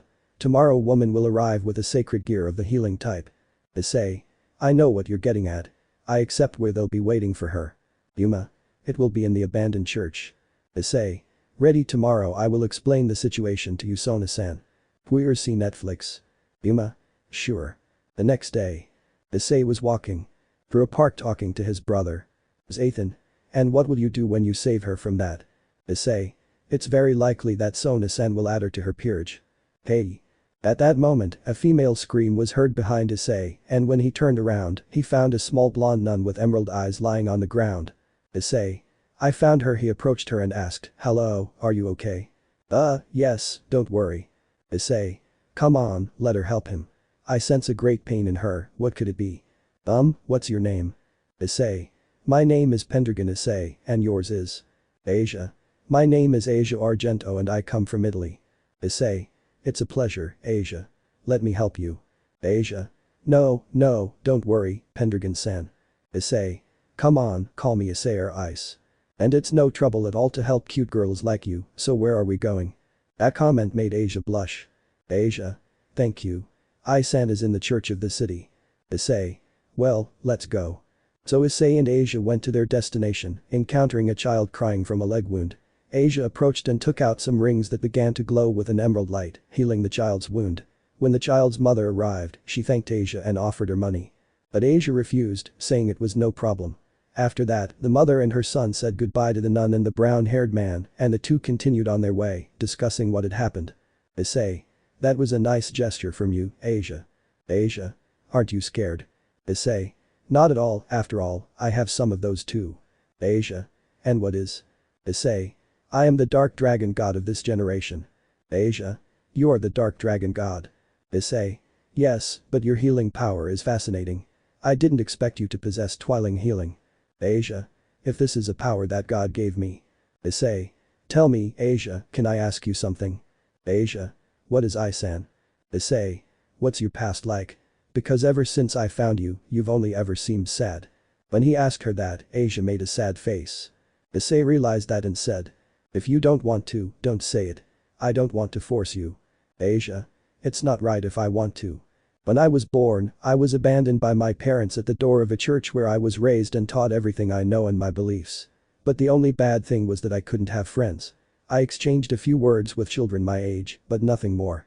When there was an attack by rogue demons, there were several wounded. At the end of the battle, it was then that I awakened my sacred gear to be able to heal them. I was recognized as a saint. Whenever there was someone wounded or who had a terminal illness, I always healed them gladly, but that deprived me of my freedom. But I still believed it was a test from the Lord. Her eyes began to water. But one day I found someone wounded in front of the church and healed him without thinking, but he turned out to be a demon. The people of the church found out and took away my title of saint and gave me the title of witch. I was considered a heretic for being able to heal demons and fallen angels, and they sent for me to be killed, but thanks to Sister Griselda, I was able to escape. If it weren't for her, she'd probably be dead. By this point, Asia was already crying, but I think this is a test from the Lord so that she can at least get a friend. But then she's hugged by Issei, surprising the nun. Huh? Ai-san. Issei. I will be your friend, Asia. Asia? What? Issei. No, we're friends now. I didn't think what they did to you was right. It seems like they only used you for your healing power.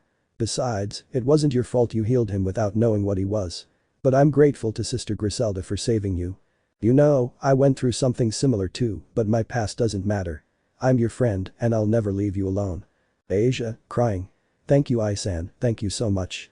Asia cried on Issei's shoulder, but they weren't tears of sadness, but of happiness because she had finally found a friend. While Issei comforted her, he snapped his fingers and without her noticing, a lie detector seal broke. Issei. She must have really gone through a lot. Arthas. Yes, but I still can't believe how shameless and ungrateful some people in the church can be. Not all of them, but quite a few. Issei. You're right, brother, you're right. After this event, Issei arrives at the church with Asia. Issei. Well, we've arrived in Asia, but I'm afraid to say you can't enter. Asia. Huh? Why not? Issei. Let me tell you that you were tricked into giving up your sacred gear, that's all they want. Asia. What? Issei. Don't worry, I'll protect you. Chapter 8. Issei. Wait for me here, Asia. Issei entered the church with his dark booster gear behind him so as not to surprise anyone and thus encountered some fallen angels, exorcists and rogue priests who, upon noticing him, became wary. Fallen. Who are you and what are you doing here? Issei. I'm just a human with some special gifts. Father 2. Insolent one, where is the nun? Issei. Where it doesn't matter to you, dark shot. Issei fired a powerful dark shot at the exorcists, killing almost all of them and destroying a giant cross in the process. Fallen. Attack. The fallen began attacking, launching holy beams that Issei easily evaded while the priests began to escape, eventually reaching the nun to try and take her for experiments. Issei, who had already eliminated most of the fallen, realized this and launched a homing attack that pierced the hearts of all the priests. However, due to his distraction, he was hit by a bullet in the leg. Well, look who we have here, a disgusting piece of shit demon. It'll be fun killing you, ha. But he watches as Issei gets up without any difficulty, leaving him confused. Hey, why aren't you affected by my light beams? Issei. Haha, so you're Fried Selson, right? Tell me, don't you remember me? Fried. Ah. Who the hell are you and why isn't my beautiful weapon hurting you? Maybe my Excalibur-chan will. At that moment, Fried pulls out an Excalibur, which was rapid, giving him incredible speed to attack and slash Issei. Fried. Ha now who's laughing, huh? But he sees that Issei's body had no scars, which makes Fried start to tremble. Who are you? Issei. Haha, let's see if this refreshes your memory, you wretch. I am the son of Morgana and the evil dragon Black, which is why my name is Issei Pendragon. With just that, Fried dropped his sword and began to back away, trembling uncontrollably, which surprised those present since it was the first time they had seen Fried like that. Fried. Impossible. How are you still alive? As I understand it, you died thousands of years ago. Issei. Maybe, but now appearing behind his back while holding his head. I will complete my revenge. He spoke in a sinister voice, frightening Fried, and before he could say anything, Issei grabbed the lying Excalibur and decapitated him with a single slash. But then he looked at the fallen angels and saw two in particular. A blue-haired girl with a good figure and a blonde dressed as a gothic maid, both of whom were terrified. But Issei stared at them intently, then smiled, making the two fallen angels blush, and with a single slash, all the fallen angels fell dead, except for the two mentioned. Issei. As well. Yes. Do. Why didn't you kill us? Issei. Before I tell you, could you please tell me your names? Of course, my name is Kalwarner, nice to meet you. 2. Mine is Millet, it's a pleasure too. Issei. The pleasure is all mine, beautiful ladies. My name is Pendragon Issei, and I am the dark dragon god, bearer of the evil Longinus. The girls blushed at what the brunette said. Well, could you tell me if you know the fallen angel Rainer? Millet. How do you know her? Issei. Calm down, just contestin. Millet. Well, yes, we know her. We were best friends as children until. Kalwarner. Our village was destroyed and the survivors were taken prisoner. Everyone liked the idea of destroying everything and killing innocent human beings, but we opposed it. I even devised a plan to escape, but we were captured and separated. I was put in the front lines. Millet. I was transferred to Italy to capture some sacred gear wielders, and even though I didn't want to, I was forced to go, while Rainer stayed here. But, tearful eyes, they told us she's dead. Halwerner. They told us he was a Longinus wielder, but they didn't tell us which one. They finished recounting as their heads traveled, overcome with sadness at the thought of their friend's death. But they heard a snap, which made them lift their heads to see a seal shining on their shoulders, which then broke, leaving the fallen women surprised. Issei. I'm sorry, but I needed to make sure you were telling the truth, so I put a lie detector seal on you. But tell me, don't you want to end your suffering and see your friend one more time? The two. Nani. Issei. Please follow me. So, getting up to follow the chestnut-haired boy outside the church. Asia ran and hugged Issei, thinking he had been hurt. The chestnut-haired boy just hugged her back and explained the situation. Asia. Isan, you are a demon. Issei. That's right, Asia, I'm a demon. I'm sorry I couldn't tell you before, but don't worry, I'll protect you. He said with a smile that made Asia blush adorably. Asia. Hey Isan, I'd like to be with you. She said, surprising the brunette. Issei. But Asia, if you become a demon, you won't be able to pray. Are you sure about that? He said, worried about his friend's decision. Asia. Yes, as long as I'm with you, there's no problem. She said, giving him a tender and warm hug, which Issei reciprocated. Issei. Alright Asia, but you'll have to come with me to my mistress to talk to her. Asia. You have. Once that was cleared up, Issei put away Excalibur and the pistol of the deceased freed and ended up questioning Halwerner and Millet. Asia recognized Millet and explained that she was always attentive to her. After finishing talking, Issei made a magic circle, transporting himself to Issei's residence. Pendragon residence human world. Yuma was reading a magazine when a teleportation circle formed in the room, which she recognized. Yuma. Welcome Issei. She didn't finish because she saw two people whose eyes were watering until. Are you okay? Yuma said as she ran to hug her friends who were crying with joy like her. Halwerner, crying. Rainer. Millet, crying. Are you okay? Yuma. But how? Halwerner. Ice-kun saved us. Millet. But how are you alive? Yuma. Yo nunca morí ese medio refugio. Millet. And the long Imus bear you had to watch over. Yuma. Ice-kun was that bear. Issei. I'm glad I could help you and that you can reunite, but I have to go with Sona. Asia, will you come with me? Asia. You have. Yuma Halwerner Millet. Ice-kun sama, thank you for helping us. Issei. Don't worry, I couldn't leave you without help. Kuo Academy Student Council. In the room were Sona and her queen Tsubaki discussing matters of the underworld while the others did their work or talked about trivial topics. Until a teleportation circle appeared in the room from which Issei and a person unknown to them emerged. Sona. Pendragon-kun, what are you doing? Issei. Well, you see. Explaining the situation that had happened a few moments ago.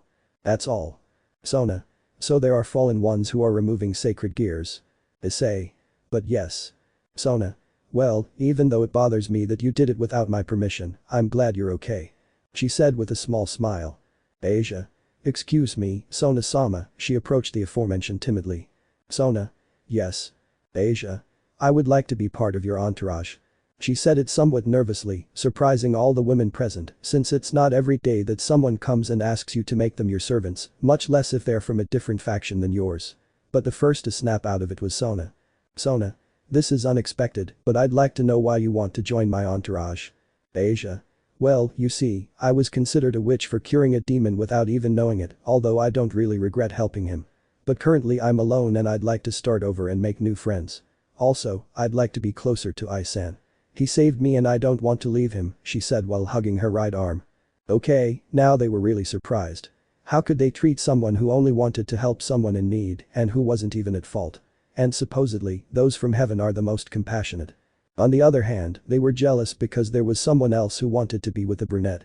Some of their jealousy was quite noticeable, like Momo, Ruruko, and Tomo, who had cute pouts. But then Issei spoke up. Issei. I think you should recruit her. I also think it would benefit you since she has twiling healing, capable of healing any being. Also, the fallen are after her and her sacred gear to take it from her. If you make her your servant, we would give her refuge and they would leave her in peace. He was right. A sacred gear with healing abilities would benefit the entourage and besides, no one disliked having her as a companion. But the final decision rested with Sona, who simply sighed. Sona. Ah, okay, you convinced me. Tell me, Asia, are you sure about what you're asking?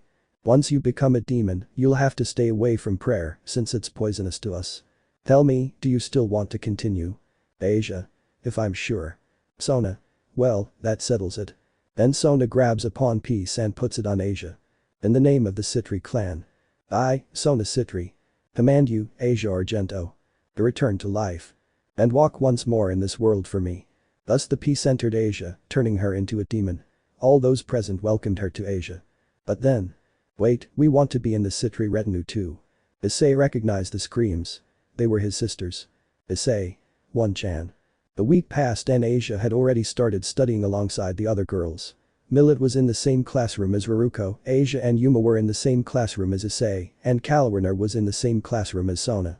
Issei's sisters took over a house because it turns out they trained every night in their mental space and managed to reach balance breaker, being superior to that of the Sekiryuutei, or well, almost, but they would give the two heavenly dragons a fight. The four of them caught the attention of the men, but that stopped when they said they would live with Issei, thus earning him the hatred of the men and the jealousy of the girls. Asia had entered the student council. 1 week later. Sona. Wow Asia, you've got 7 contracts this week, congratulations. Everyone. Congratulations Asia. Asia, embarrassed. Haha, thanks girls. Sona. Issei, you're the one who surprises me the most, you already have 350 contracts. Tsubaki. Of all of us, you're the one who's always in demand and who has the most contracts. She said with slight surprise. Yura. How do you do it, Issei-kun? Issei. It's a secret, Yura-chan. The aforementioned blushed at how he called her, but then smiled at him. Sona. Okay guys, let's go to the occult club. Asia. Why join the occult club? Ria. The president of the occult club shares ground with her, Asia-san. Momo. Her name is Ria's Gremory, Kaichu's best friend. Issei, upon hearing that name, became serious as he would see again the person who caused him such a great hell. Sona. Okay, let's go. Old building, occult club. Talk talk talk. Pass. Sona. Hi Rias, how are you? Rias. Hi Sona, very well. Tell me, what brings you here? Sona. Well, I've come to introduce you to some people. Rias. Ara, new servants. Well, let me introduce myself. My name is Rias Gremory. Asia. Nice to meet you, my name is Asia Argento, and I'm a laborer. Ilya. Nice to meet you, I'm Sona's pawn. Yum. I am Yum, a Sona peon. Issei. It's a pleasure. My name is Pendragon Issei, but call me Issei. I'm a pawn. It's nice to see you again, Rias. Daughter of the Gremory clan and current sister of Mau Lucifer, she said. It surprised many that she knew Rias, but when she remembered that boy she liked to see suffer, she wanted to go and hit him. Wow, friend, it's been a while. 2. I see you finally joined a faction. Issei. Hello Saji, Kiba, it's been a while. Rias. Excuse me, but how do you know 2 of my servants, and how do you know who we are? Issei. Well, we've been friends for a long time, and you both knew who I really was, and I knew who you were. Rias. Did Hyoudou Saji know about this? Serving. Asias Presidenta. Kiba. We knew who he really was, and he asked us not to say anything. Sona. He was already involved in the supernatural before I reincarnated him, even before he met us, and he knows everything about us. Besides, he asked me to reincarnate him. Rias. I wasn't expecting that, but even though you already know who we are, let me introduce you. Nice to meet you Asia, Ilya, Yum, Pendragon-kun. My name is Ryu Hyoudou. I am Issei's older brother. My piece is pawn. Ilya Asia. A Hyoudou-senpai taste. Ryu. Kan you basta no necessitan formalidades. It's a pleasure, Asia-san, Yum-chan, and Ilya-san. My name is Akeno Himajima, and I am a queen. 3. It's a pleasure, Himajima-senpai. Akeno. Ara, the pleasure is all mine, but with Akeno it's fine. Asia. You have. Yum. Okay, Akeno-senpai. My name is Kaneko Taojua Tower. Asia. Hello Kaneko-chan Asia said cheerfully as Issei approached her until he was at her level and said. Issei. If I remember correctly, you're the one who's always watching me, right? He said, surprising Kaneko and everyone else present since she was the one who knew best how to hide her presence. Kaneko. But how? Issei. Never underestimate a dragon's sense of smell he said with a smile that made Kaneko blush, but it's a pleasure, Kaneko-chan. I hope we get along well. Heyo no ko Sonorhata. Hi Issei-senpai. It's a pleasure, although we know each other from class, let me introduce myself. My name is Kaori Caddis, a tower. Nice to meet you, she said with a smile. You all know me too, but I'll introduce myself anyway. I'm Seekvaira and I'm a gentleman. Let's get along, as always, she said with a smile. Asia. Hello Caddis-san Murayama-san. Issei. Hello girls, I hope we get along as always, he said with a smile, making them both blush. Rias. Well, if it's not too much trouble, Ice-kun, could you tell me what scred gear you have? Issei. Of course, well, I am a being who belongs to a proud race. I have an eternal rivalry with a certain person. I possess some powerful artifacts, but they are cursed, and if I were to have an uncontrollable fit of rage, I could die while destroying everything within my reach. Rias. Don't tell me that. Issei. He closed his eyes as he raised his left arm, which was then enveloped in a crimson light. As the light dissipated, his dark boosted gear appeared. I am the Dark Dragon Emperor, he declared, surprising all the women in the Gremory entourage. Rias. Wow, you're lucky. Sona is a good piece. Sona. Yes, but I see it as more than just a piece. Thus both entourages spent their time talking and getting along until the council members left the place, concluding the day where the new members were introduced. Ryu. Hey, where do I know you from? Your name sounds familiar. Issei. Oh, and whose? Ryu. To my stupid brother, because of him not speaking up 10 years ago, my parents wouldn't have gone to prison. Guru. If it's true, things changed in the house because of that damned man. Issei. Hey ha ha ha, the brothers didn't understand why he was laughing, but they gave him a bad feeling. I'm glad those bastards rotted in jail, because if that didn't happen, I would have killed them myself a long time ago. Issei. Wait a minute, who are you? Issei. I am Issei Pendragon, or as you knew me, Issei Hyoudou. The three. Damned. They rushed towards him, but Akeno and Rias wanted to go too, but what they saw terrified them. Two tentacles of red and black magic emerged from beneath the ground and pierced the brothers' stomachs. Issei. It's been 10 years since the last time and they're still upset. Guru. You bastard, because of you our parents suffered in that place. Ryu. That's true, and how is it possible that you have sacred gear since Rias said you didn't have anything? Issei. And it's true, but their dragons know perfectly well the dragon that is inside me. The booster Gar and the others materialize. Greg. It's been a long time, Sathas. Sathas. Ha ha ha ha, yes, thousands of years have passed, but finally I am in the body of my first host. Ryu. Drug, who is he? Greg. He is Sathas, an evil dragon superior to Kruch and is destined to be a dragon god. This revelation caused some fear in the three brothers and Ria wanted Issei as her pawn. Greg. Although I'm surprised that you also chose those girls, Daki and Jiren. The wing sprout from Ilya's back and the glove from Yum's arm. Daki. If I spend a lot of time in Drag, Tiamat and Kruch. Tiamat. How is it possible that you are alive? Daki. I always was, but I'm surprised you didn't do anything to stop your cover 10 years ago. Tiamat. I don't care what she does, that brat deserved it. Daki. Yes, of course, but you know his true origin, or am I mistaken? Tiamat knew Issei's origin and upon learning it, she had a panic attack since she did nothing to help the prince of the evil dragons. You are a great disgrace to all dragons, but Great Red lets it slide, but he doesn't. Jiren. That's right, so don't bother the boy, he's stronger than all of you. Issei lowered his brothers and their wounds were gone. Issei. How many pieces did you use? Issei. 2. Guru. Hahaha, and so you have some reason, evil one. Issei. 2 mutated pieces equals 16 pieces in total. That left the 3 in the bank since they used 2 of the same, but mutated, but these are equivalent to 4, and Saji used 2 as well. Issei. And listen to this, mess with my family and you'll know the consequences. He leaves along with the others, but Kiba, Saji, and Kaneko didn't know what was happening between them, nor did the members of the Sitri clan.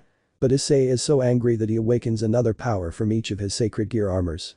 Beneath the Church of Kuoh, 2 somewhat malevolent swords were stuck in a rock, but they felt a power that made them glow, until they heard a voice from them. The king has arrived and darkness falls at his feet. Chapter 9. Rias. So, Sona, do you want to start our competition? Sona. Sure, how about we start our little competition? Issei. Hey no. Sathas. What did you expect from the most competitive students at this school? Asia. Ito-san is fine. Issei. Don't worry, Asia. Rias. How about we start with tennis? Sona. Well then. That's how the student council and the occult club went to the tennis court to begin their meeting. Sona. Ria, you will be the referee. Ria. Hi Kaichu. Then the stands. Issei. Well, let the game begin. Momo. Who do you think will win? Saji. I'm not sure. Tiba. if they always end in a tie. Tomo. What do you say, Ice-kun? Issei. I don't know, to be honest, they're both pretty evenly matched. I'll just say that if those two start with their dirty tricks, I won't go easy on them, he said, pointing at the perverts who were there with cameras and binoculars to watch the girls while they played, but especially at the infamous duo of perverts. Saji. I agree, friend. I don't like it when people see Rias-senpai either. Issei. I have an idea, he said while snapping his fingers, ready. Kiba. What did you do? Issei. Well. Eyes. My eyes. They said, well, some clutched their eyes as tears fell, others had red and teary eyes. Issei. I only cast a spell. Whoever looks too much on purpose will have their eyes burn like crazy. Kaneko. Senpai, how cruel and jealous you are, she said with her usual serious expression. Issei. Ha, yes I am, while stroking Kaneko's head, making her blush a little. Ryu. You damn useless bastard, take away their spells now. Issei. You're nobody to be giving me orders, or do you want to end up like I did? Ryu. TKS. Saji. By the way, Kiba, how are things going with Kaminami and Ogata? He said in a mocking tone, making him nervous. Kiba. What are you talking about? Issei. Come on, buddy, you know what we're talking about. In the same tone as Saji. Kiba. Sighs in defeat. Well, I haven't told them anything yet, he said while looking at Saji mockingly. When are you going to tell us and Amy your feelings? Saji. He said nervously, eliciting a mocking smile from Kiba, changing the subject. Issei, do you have a special girl? Issei. More like a few in mind, but yes, and there are more, but it's not the time to. But then he feels someone sit on his lap, making him look down to find millimeters. What's wrong, Kaneko-chan? Kaneko. I just want to sit on senpai's lap, she said with a blush, making the girls and their sisters jealous. The boys looked at her with a death stare, except for Kiba and Saji, who just laughed. Does it bother her? Issei. Not at all, but then he feels something coming, so he ducks at high speed so that the object hits some random boy in the face, but what? Ria. Sono el silbato punto para Sona Kaichu. Saji. It seems they're tied. Issei. Can yes. Some time later. Kaneko. Nobody won like the other times. Rias. What if we continue with? Saji, pleading in a low voice. Not burn please, not burn please, not burn please, not burn please. 6. Rias. Chess has improved lately. Saji. Thank God. He said while crying comically, being comforted by Issei who patted him on the back. Sona. Well then. One game later. Sona. Checkmate, or however it's spelled. Rias. Okay, I accept my defeat. Goodness, you're quite good at this. Sona. Well, another competition. Rias. I'm sorry, but I have pending contracts. Sona. You're right, it's time to retire. Well, see you later, Rias and Akeno. After saying their goodbyes, they and their entourage leave the club. Student council. When they arrived at the council, they found the 3 fallen women waiting for them. Issei. Yuma-chan, Kala-chan, Mila-chan, what are you doing here? Yuma. Well, we stopped by to say hello, but since you weren't there, we decided to wait for you. Sona. Since you're here, why don't you help us with a few things? The falls. Of course, that's how they spent their time, helping with paperwork and a few other things until it was time to leave, when Sona said. Sona. Pendragon-kun, I want to ask you something. Issei. Dime Sona-san. Sona. You see, I was wondering if you'd like to play a game of chess against me. This surprised almost all the girls, and also made them all a little jealous, except for little Asia, who asked Ria. Asia, whispering. Ria-san, excuse me, but why are you surprised if it's just a game? Ria, whispering.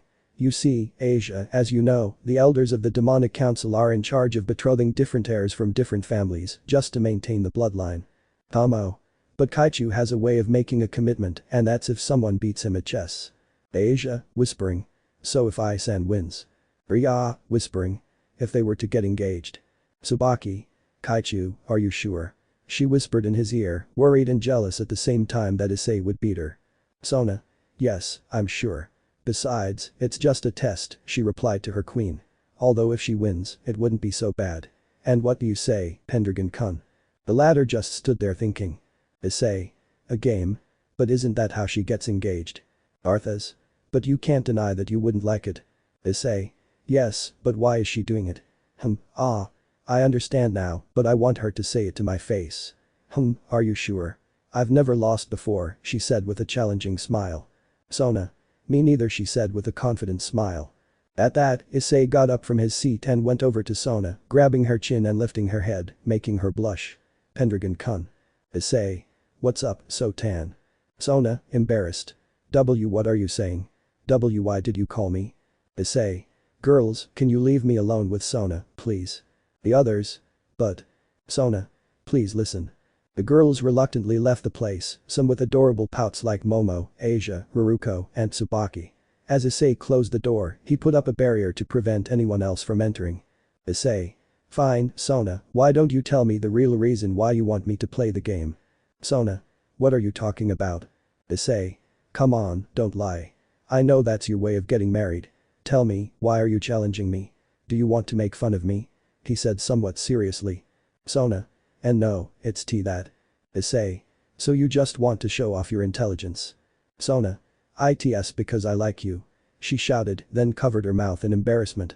Issei. So you love me? Sona. SSS. Issei. Since when? Sona. Since last year. At first I only saw you as a normal guy who cared about others, but then something inside me appeared and I started to become more and more interested in you. When you helped us in the student council, I always enjoyed your presence, and the day you told me you wanted to be part of my entourage, I was so happy because I could finally be with you, she said, a little embarrassed since Issei never stopped looking into her eyes. Issei. You see, he said, confusing Sona, it was easier to tell me than with a simple game, he said while grabbing Sona's chin, making her blush, since the feeling is mutual. I love you too, Sona Sitri. Sona. Pendragon-kun 00. Issei. But he said, pausing, which worried Sona. I'm a dragon, and I think you know you won't be the only one in my heart, since I love other girls too, he said, lowering his head. Sona. I already knew that. Issei. Sona. I know you love my entourage too, and they love you as well, just like the fallen girls, right? She said with a mocking smile, making Issei nod. Well, there's no problem. As long as you love me too, there won't be a problem. Issei. Then let me tell you this, he said as he hugged Sona Sitri, pressing their bodies together. Sona Sitri, will you accept this dragon as your boyfriend? He said as he moved closer to Sona's face. Sona. Yes, she said with a blush, then proceeded to plant a kiss full of pure love until Issei broke the kiss and proceeded to separate to open the council door, where all the Sitri girls and the fallen girls fell in. What are you doing here? Tsubaki. That's not important. We had a deal, Kaichu. She said somewhat angrily. Sona. Well, I'm sorry, but I acted first, so you lost, she said proudly and mockingly, making her entourage pout and fall. Issei. What's wrong with you girls? He said, drawing their attention. Don't be upset. I'm sure you know, as you heard, that I love all of you with all my heart and I'm willing to give everything for you, but the question is, do you love me? He said, making the girls blush. Tomo. Well, I think I speak for all of us when I say we fell in love with you because you're always good to us and you supported us in our student council duties. Momo. Besides, you're one of the few men who doesn't look at us with bad intentions and you always defend us from perverts. Tsubaki. Besides being a noble and helpful person with all that power you possess, something few are. Ira. You're always willing to lend a hand to anyone who needs it. Ria. You are such a kind person that you make anyone fall in love with you. Haruko. You are also someone who doesn't let yourself be manipulated and you don't manipulate people to your liking. You are someone full of kindness. Asia. Issei gave me a home and fascinating friends. I fell in love with you because you gave me a family after so many years alone. Yuma. Even though I was forced to hurt you, you gave me a chance to be free from our suffering. Halwerner. You also helped us reconnect after years of not seeing each other. Milet. And you treat us as if we were human beings and not as slaves. They each finished speaking and Issei went one by one, giving each girl a kiss on the lips according to the order in which they began to speak. When he finished, he positioned himself in front of them all and said. Issei. Thank you so much for loving this fool, and I'd be even happier if you agreed to be my girlfriends, he said with a wide, sincere smile, causing all the girls to jump on him and hug him. The girls said in unison. We accept. Chapter 10. Family and the Akatori. Days after the declarations, the news reached the Gremory family. The men were happy for their friend, while the women were a whirlwind of emotions. Rias and Akeno were annoyed because they had been convinced to go with the Hyoudou brothers. Kaneko, Murayama and Katis were jealous, but Kaneko hid it. The brothers, on the other hand, were furious because they were in love with all the girls and had planned to possess them by force, but now they were stuck with their useless brother. Sona also told Issei that if more couples arrived, there wouldn't be a problem as long as they had pure feelings for him.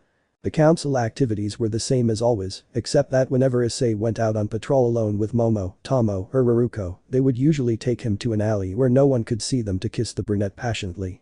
The same thing happened at his house with Asia, Millet, Kalawarn and Yuma. They had gotten into the habit of sleeping with him there, but naked. Issei could expect this from the girls for obvious reasons, but from Asia, it was quite a shock.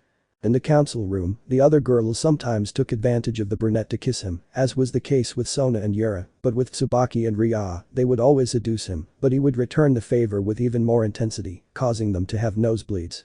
Saturday, 4 p.m. Issei and his girls were in the council chamber. Sona. Well, today we're going to look for relatives for Asia, Tomo, and Issei. Yuma-san, I'm sorry, but you, Kala-san, and Millet-chan won't be able to come with us. Yuma Kalawarn or Millet. Why did he say it a little sadly? Sona. My magic circles can only transport people from my clan. Issei.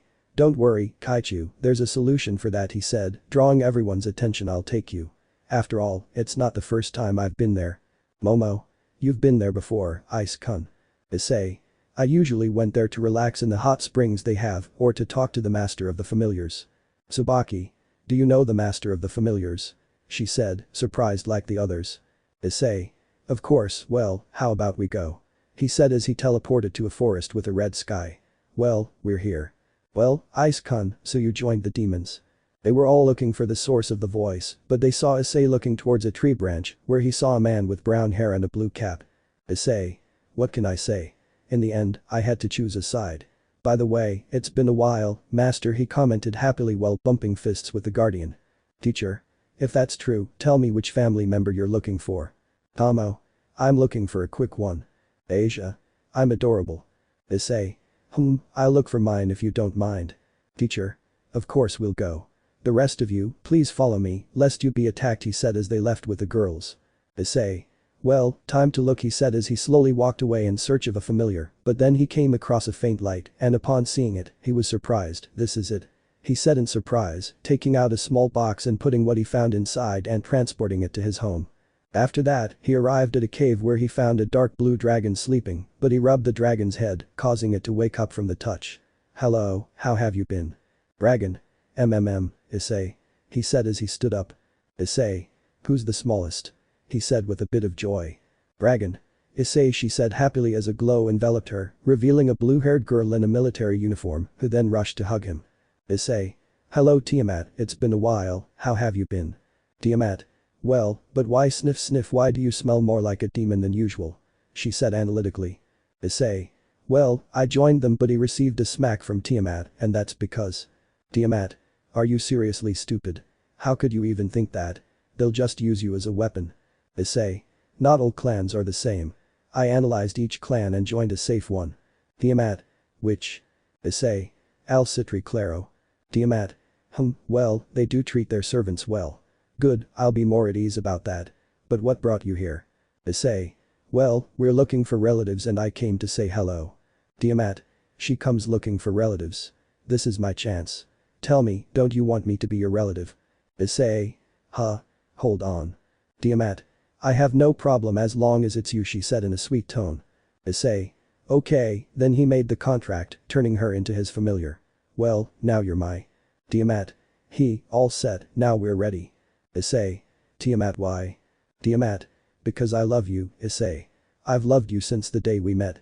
I fell in love with you because of who you are, because of how you treated me, she said, hiding her face in Issei's chest.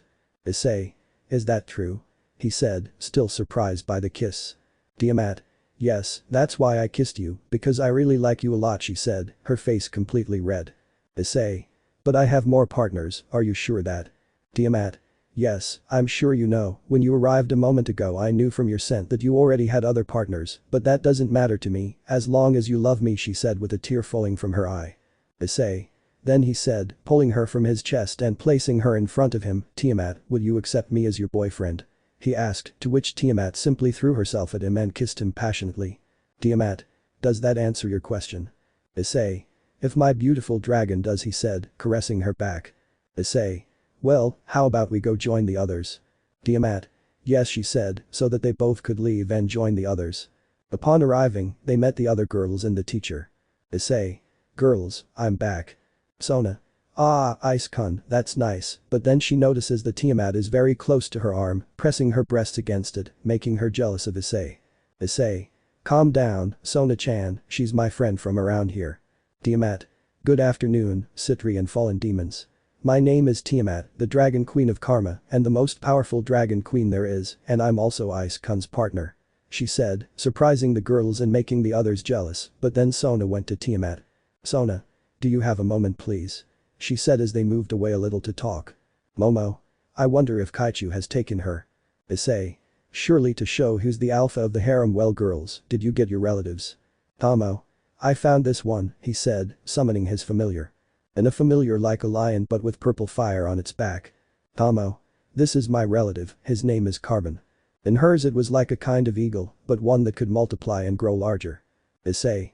Wow, Molters. You were really lucky, Tomo-chan. Tomo. Haha laughs with a slight blush. Issei. Is Asia here? Asia. Well, a small electric blue dragon comes out of Asia's back. Issei. A dragon spirit is really great, well done Asia. Asia. Haha, thanks I-san. Issei. And what is your name? Asia. Her name is Risei, it's a combination of lightning and your name, I-san she said, blushing slightly. Issei. Well, nice to meet you, Risei said Issei, raising his aura slightly, causing the little Risei to bring his head closer so that Issei could pet him. Asia. I-san, what did you do? She asked doubtfully. Issei. Nothing, don't worry Asia he said calmly when Sona arrived with Tiamat, who grabbed the brunette's arm again. What did you talk about? Yes, I forgot to mention that halfway before reaching Tiamat, he encountered another family that is a giant snake, just like a hydra. Sona. Don't worry, it wasn't anything important. Issei. Okay. Sona. Well, Tiamat, welcome to the harem she said with a small smile. Tiamat. Juju Grey Sona-san. Issei. Well, we have to go back. Until next time, master. Master. Goodbye Issei he said goodbye as he jumped through the tree branches until he disappeared. Issei teleported back to the club with the girls, where they spent the rest of the day hanging out with Tiamat. She liked the others, while Issei continued working on his contracts. One involved helping a girl in armor retrieve her notebook, but later he helped her confess to a boy who also wore armor, that's right, Issei playing Cupid. Tiamat also decided to enroll at the academy to be closer to the brown-haired boy. When she introduced herself, the boys at the academy went crazy for her, but they were devastated when she revealed she lived with Issei, who had to defend himself against the beatings they tried to give him. 1 week later. We can see the chestnut-haired boy with Sona and Tiamat walking towards Ria's club. Upon arriving, they found the entire club enjoying a quiet moment. Sona spoke briefly with Rias and then left, but Issei and Tiamat decided to stay and chat with the others for a while, which Sona agreed to. After a short conversation, Issei noticed Rias seemed uneasy, so he decided to approach her. Issei. Hey Rias, are you okay? Rias. Oh, it's nothing, Issei, don't worry, she said with a forced smile. Issei. I know you're lying. Please tell me what's wrong. Maybe I can help you. Rias. Don't worry, I'm really she didn't continue because a golden magic circle appeared from which a man of about 24 years old emerged with blonde hair, blue eyes and an elegant wine-colored suit. Ah, human world, it's been so long since I've been here he said as he stood up as if nothing had happened. Location. Phoenix. Rias. Razor said with hatred and disgust in his words. Razor. Ah, my beautiful Rias. 5 minutes later. All of Ria's pieces were seated while Issei and Tiamat stood watching. Then Akeno entered with a tray of tea and poured a cup for Razor. Razor. Takes a sip of tea. Bishop Gremory's tea is always the best. Akeno. Thank you, Razor-sama she said in a dry, serious voice. Rias. Razor, I've told you 1,000 times that I won't marry you. Razor. Come on Rias, you know this is what's best for demons, or do you want our race to become extinct? Rias. Of course I don't want that, but I won't marry someone I don't love. Razor. Ah, as stubborn as ever, Rias. What would Sirzechs-sama, Lord and Lady Gremory think about this? Rias. With all due respect, Razor, don't drag our family into this. Razor. Rias, you're just as airheaded as your sister. She has another sister and she's in the club that I forgot to put the. Saji. You wretch, he said, holding back the urge to hit him for insulting his friend. Rias. That's enough, Razor. I told you I won't marry you. She said angrily. Razor. It's not a question, it's an order from the council, he said, standing up abruptly. You will marry me whether you like it or not, he said. He was preparing to slap him, but then his hand was cut, making him scream ah. Who was it? he said angrily, looking for the culprit when he saw Issei, who had a red energy sword protruding from his hand, which then disappeared. Issei.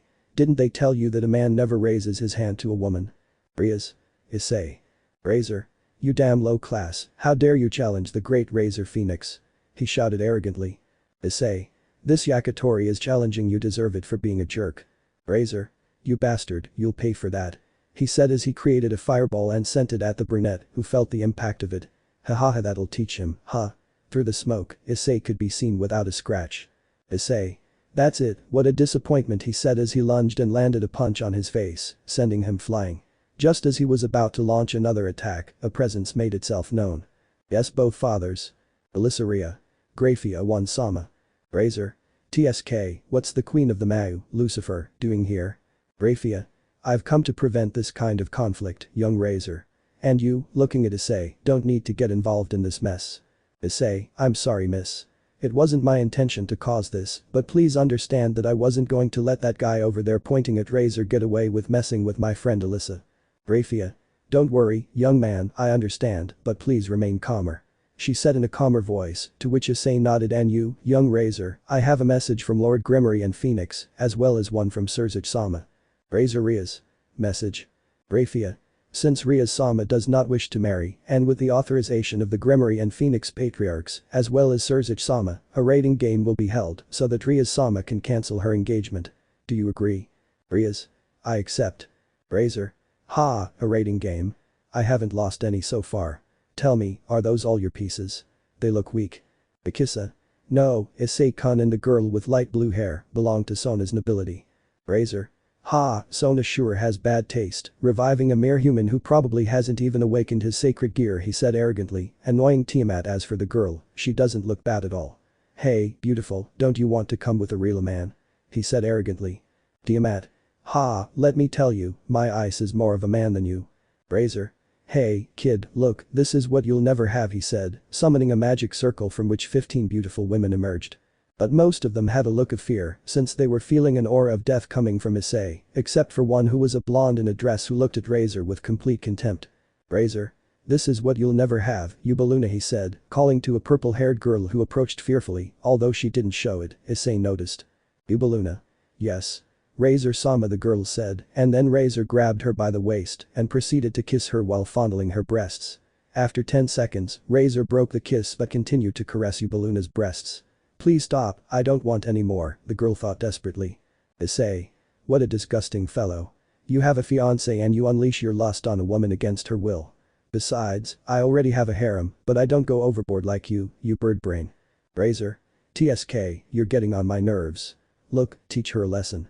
He said, and a small blue-haired girl, though she didn't want to, lunged at the brown-haired boy to hit him with her bu, but before she could strike, Issei teleported behind her and then gave her a light blow to the neck, causing her to fall unconscious. Issei.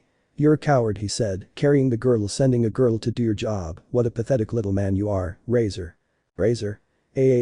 Shut up, he said, preparing his attack, but then his hand was frozen by Grayfia, who raised her power, causing everyone present to panic, except for Issei and Tyant. Grayfia. That's enough, Razor, I didn't give you any order to send your parts. Razor. Hi Grayfia Sama, he said fearfully. Mirajin. Rias Sama, the rating game will be in 10 days. Until then, prepare yourself. Make up. Hi. Razor. 10 days, ha, you're lost, let's go, he said, disappearing with his entourage. Grayfia. Young man, what is your name? She asked Issei. Issei Pendragon Peon de Sona Sitri Sama. Grayfia, upon hearing the name of the Pendragon family, was a little frightened and surprised, so she wanted to tell only her husband, but it was not yet the time, and then she told him. Grayfia. Well, Issei Sama, tell me, do you have any combat experience? From the way you struck Razor's piece and how you cut off his hand, I see that you already have experience. Tell me, how are you so strong? Issei. That's personal, but I do have combat experience. Grayfia. Could you please help Rias Sama train her retinue? She said while bowing. Issei. Please don't bow. After all, her sister, who is also my friend, was planning to do it anyway. For some reason, Alyssa blushed intensely while her heart pounded. Grayfia. Thank you, Issei Sama. Well, I'll take my leave to inform Sirzechs Sama, she said as she disappeared in a magic circle. Chapter 11. The Secret of Razor. After the meeting, Rias and her entourage headed to the student council, where she repeatedly thanked Tiamat for defending her from Razor. However, she received a stern reprimand from Sona and the other members of her harem when they learned what Tiamat had done. Sona. Seriously, you don't know when to get involved and when not to. Issei. I'm sorry, but I couldn't stand that guy, he said while rubbing his head, which hit a bump, but what's done is done, so I have no choice but to help Rias and her entourage train, and maybe in the raiding game, despite what he did to me, I have to do. Momo. Maybe. What do you mean? Issei. Nobody knows this information, so I'll tell you. Please don't tell anyone yet. I'll personally speak with Mao Lucifer. He said while looking at his girls and the Gremory entourage. Razor always cheats in his raiding games. He's in charge of giving strength spells to his entire entourage, which is why they're so strong. Besides, he always uses 1 or 2 phoenix tears without anyone knowing. He said seriously, surprising those present. Sona. Are you sure about what you're saying, Ice? Issei. I'm absolutely certain. I even have a video that proves it. He said, summoning a golden sphere to display a recording showing Razor administering the substance to his entire entourage, as well as possessing 2 vials of phoenix tears to begin the raiding game. He not only does that, but he also illegally traffics in the tears, obtaining them through theft or from the abuse and mistreatment he inflicts on his sister. He said, showing another video where Razor is seen striking his sister repeatedly, causing her to shed tears, which he then collects and bottles before disappearing in a magic circle, leaving Ravel lying on the ground. He has also hexily abused his own entourage, using them like toys. He said, as the video shifted to one where Razor is raping his queen while groping the breast of one of his towers, but the curious thing is that they were all bound with anti-magic chains. Now you see what Razor is capable of. He said as the sphere disappeared. Rias. What a disgusting man, said Don Despise. Alyssa. Disgusting. Saji. He doesn't even deserve to be called a man. Kiba. How disgusting. Ira. Unpleasant. Hineko. The worst. Sona. I can't believe it, but how did you get those videos, Ice? Issei. I have my methods, he said, smiling proudly, but what I'm getting at is that Razor is a disgusting person, and that's why I want to teach him a lesson and also give the mass proof of what he does. Sona. But didn't you want to reveal yourself yet? Sona asked, sounding somewhat doubtful. Issei. I've been hiding for over 16 years, I think it's time to rebel but not completely. Yes, I think it's time. Sona. But how do you plan to teach him a lesson? Issei. Participating in the raiding game, he said, surprising those present, but they had a question. Sona. I don't know if you remember, but you have 2 pawn pieces. Rias. And I only have 4 free, so you couldn't get in unless. Saji.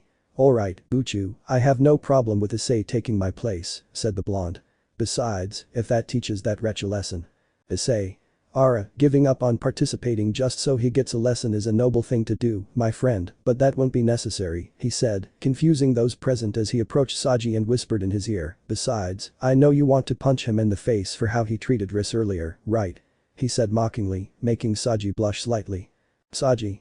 Haha, he laughed nervously. Issei. Well, participating in the raiding game is possible, as you know, I use some of my power on 2 pawns of my lovely Sona, right? He said in a flirty tone, making the Gremory entourage laugh, their partners a little jealous, and Sona blushed deeply, embarrassed and exhaling a puff of smoke. Draco. Issei, what a charmer. Issei. Haha, how cute. Well, as I said before, I used some of my power on the pawns that reincarnated me. And since these are mutated by me, I can remove them at will without needing Mau Belzebuth or dying in the process. He said calmly as he created a circle on his chest, and from it emerged 2 mutated pawns in perfect condition, surprising those present. Sona. This is incredible, I just hope this doesn't turn you into a renegade, she said mockingly. Issei. Hahaha, obviously I won't, he said while putting the pawns back in place. Well, Rias, with this I hope you let me compete in your raiding game, although he'll tell us what you did to him. Even though he helped you, I'm not going to forgive you for anything. Rias. Of course, I'd be happy if you helped me, and I'm still going to believe you're a despicable and useless person who only knows how to do tricks. Issei. Well, we'll see each other at my house tomorrow, okay? He said to the Gremory entourage, who nodded. At night, Pendragon residence. Issei was currently lying in bed thinking about the training of the Gremory entourage until a certain tenant interrupted him. Sathas. To be honest, are you helping the Gremory girl of your own free will or because you want revenge on the Phoenix? Issei. Both. Draco. Brother, I know you still resent him for what he did to you, just don't overdo it because otherwise your true power will surface. Issei. And we'll have big problems if that happens, and honestly, I don't want that to happen yet, especially now that I've found true love. Breako. And don't forget there are still more to come, hahaha, he commented jokingly. Issei. Don't bother me, brother, he said with a small twitch in his eye. Breako. Haha, sorry, but it's the truth. Issei. Do you still remember when we met, brother? He said with melancholy and sadness. Breako. Yes, I still remember. Flashback. There was a small chestnut-haired boy observing what remained of his home, which was Pendragon Castle, which had been attacked by factions to kill his mother and father. He found himself looking at the bodies of his two parents, but they were lying on what appeared to be some old bars, and around them was a kind of green rock. Michael appears and says. Michael. Morgana and Black, for their sins and the horrible things they have done against humans, angels, fallen angels and demons, are condemned to death, and for this reason they will die burned by the flames of purgatory. Morgana. No matter what you do, you'll never be able to do anything because my little one will grow stronger and kill you one by one. Azazel. Say what you want, but your son will also die when we finish you off.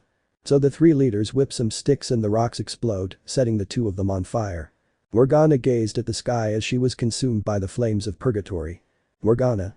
I know you will become stronger. Goodbye forever, my son. After that, the flames consumed them both, leaving only ashes. When Issei saw that his parents had died, he ran too fast until he got lost in the forest.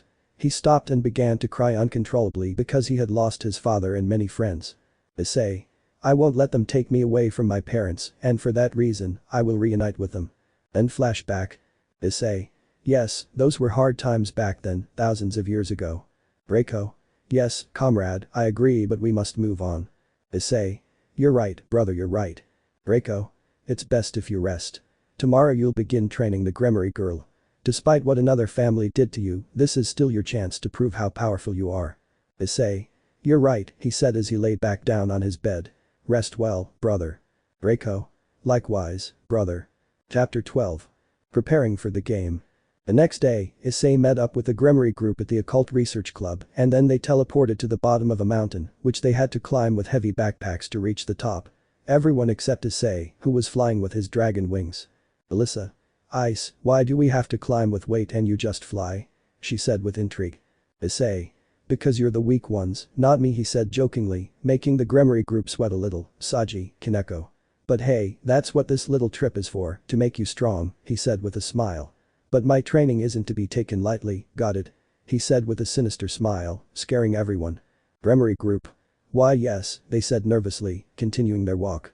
Issei asked Venelana if she had a video of her servants' previous battles, so he could review them. She showed him a previous recording through a magic circle. Issei spent the rest of the way reviewing the recording and analyzing their mistakes until they reached the top, where they found a mansion, signifying their arrival. Issei. Okay, unpack your things, change your clothes, and we'll meet in 15. Saji. Minute. Issei. Seconds, responded THIS4. Gremory group. Seriously? They said, surprised. Issei. Of course not, it's more than clear I'm talking about minutes.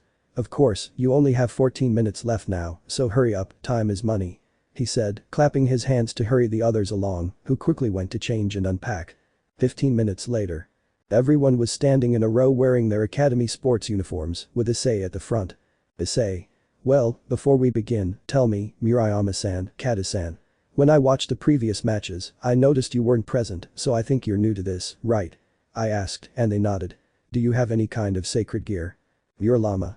No, I-san, I don't possess a sacred gear, she said dejectedly. Hadis. Me neither, she said the same as her friend. Venelana. They don't possess sacred gears, but they do have great hidden magical power, that's why I reincarnated them. Issei.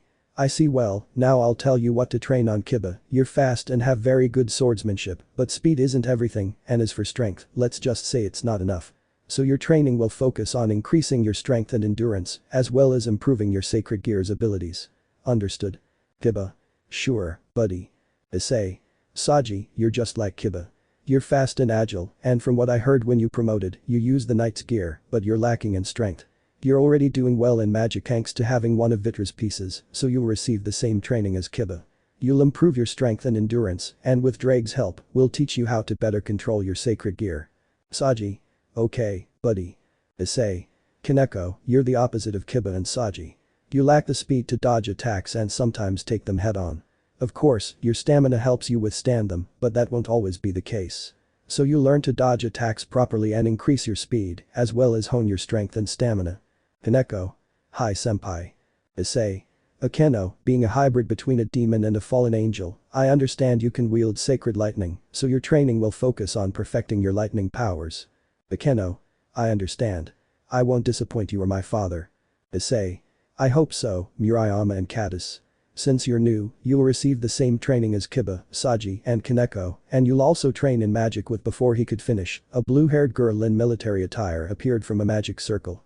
It was Tiamat, he said, resigned to her interruption. Tiamat. Hello little dragon, how have you been? She said, going to hug him, putting Issei's face on her chest, which was fun for the boys in the group, as well as Rias and Akeno, but the rest were jealous. Issei. Very well, my dragon queen, thank you for agreeing to help me, he said while kissing her on the lips, which she gladly accepted. Tiamat. Anything for my little dragon and those I will train. Issei.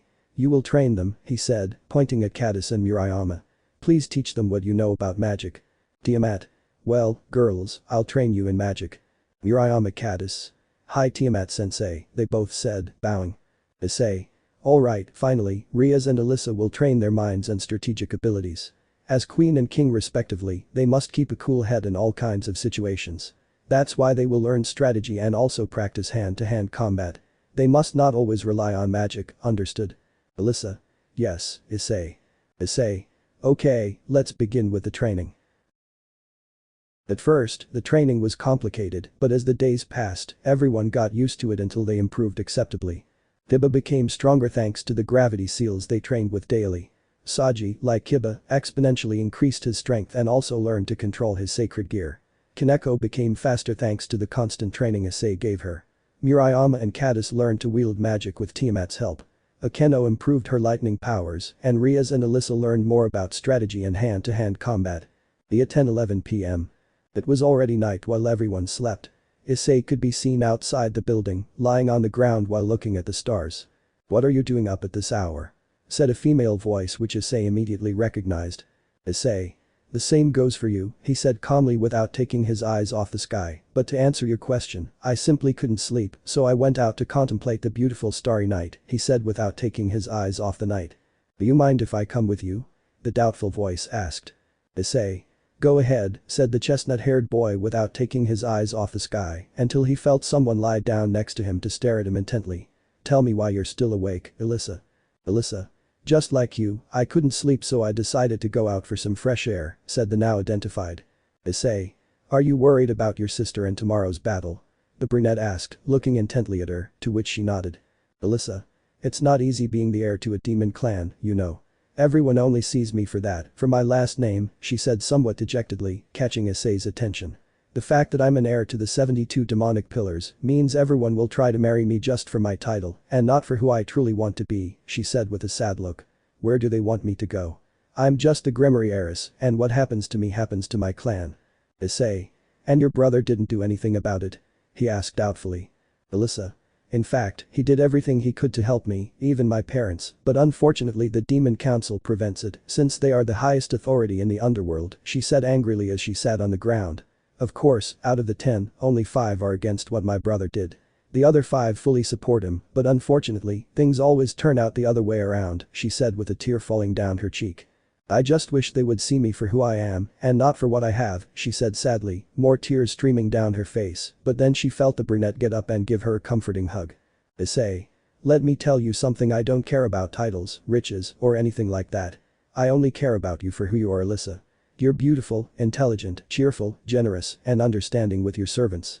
That's what sets you apart from the rest, he said while stroking her beautiful brown hair. For me, Alyssa will always be Alyssa. Alyssa. Thanks Sona, you better take care of it because if you don't I'll steal it from you too, hahaha. The next day, 10 minutes before the game. Ria's group was in the clubroom waiting for Issei when suddenly there was a knock at the door.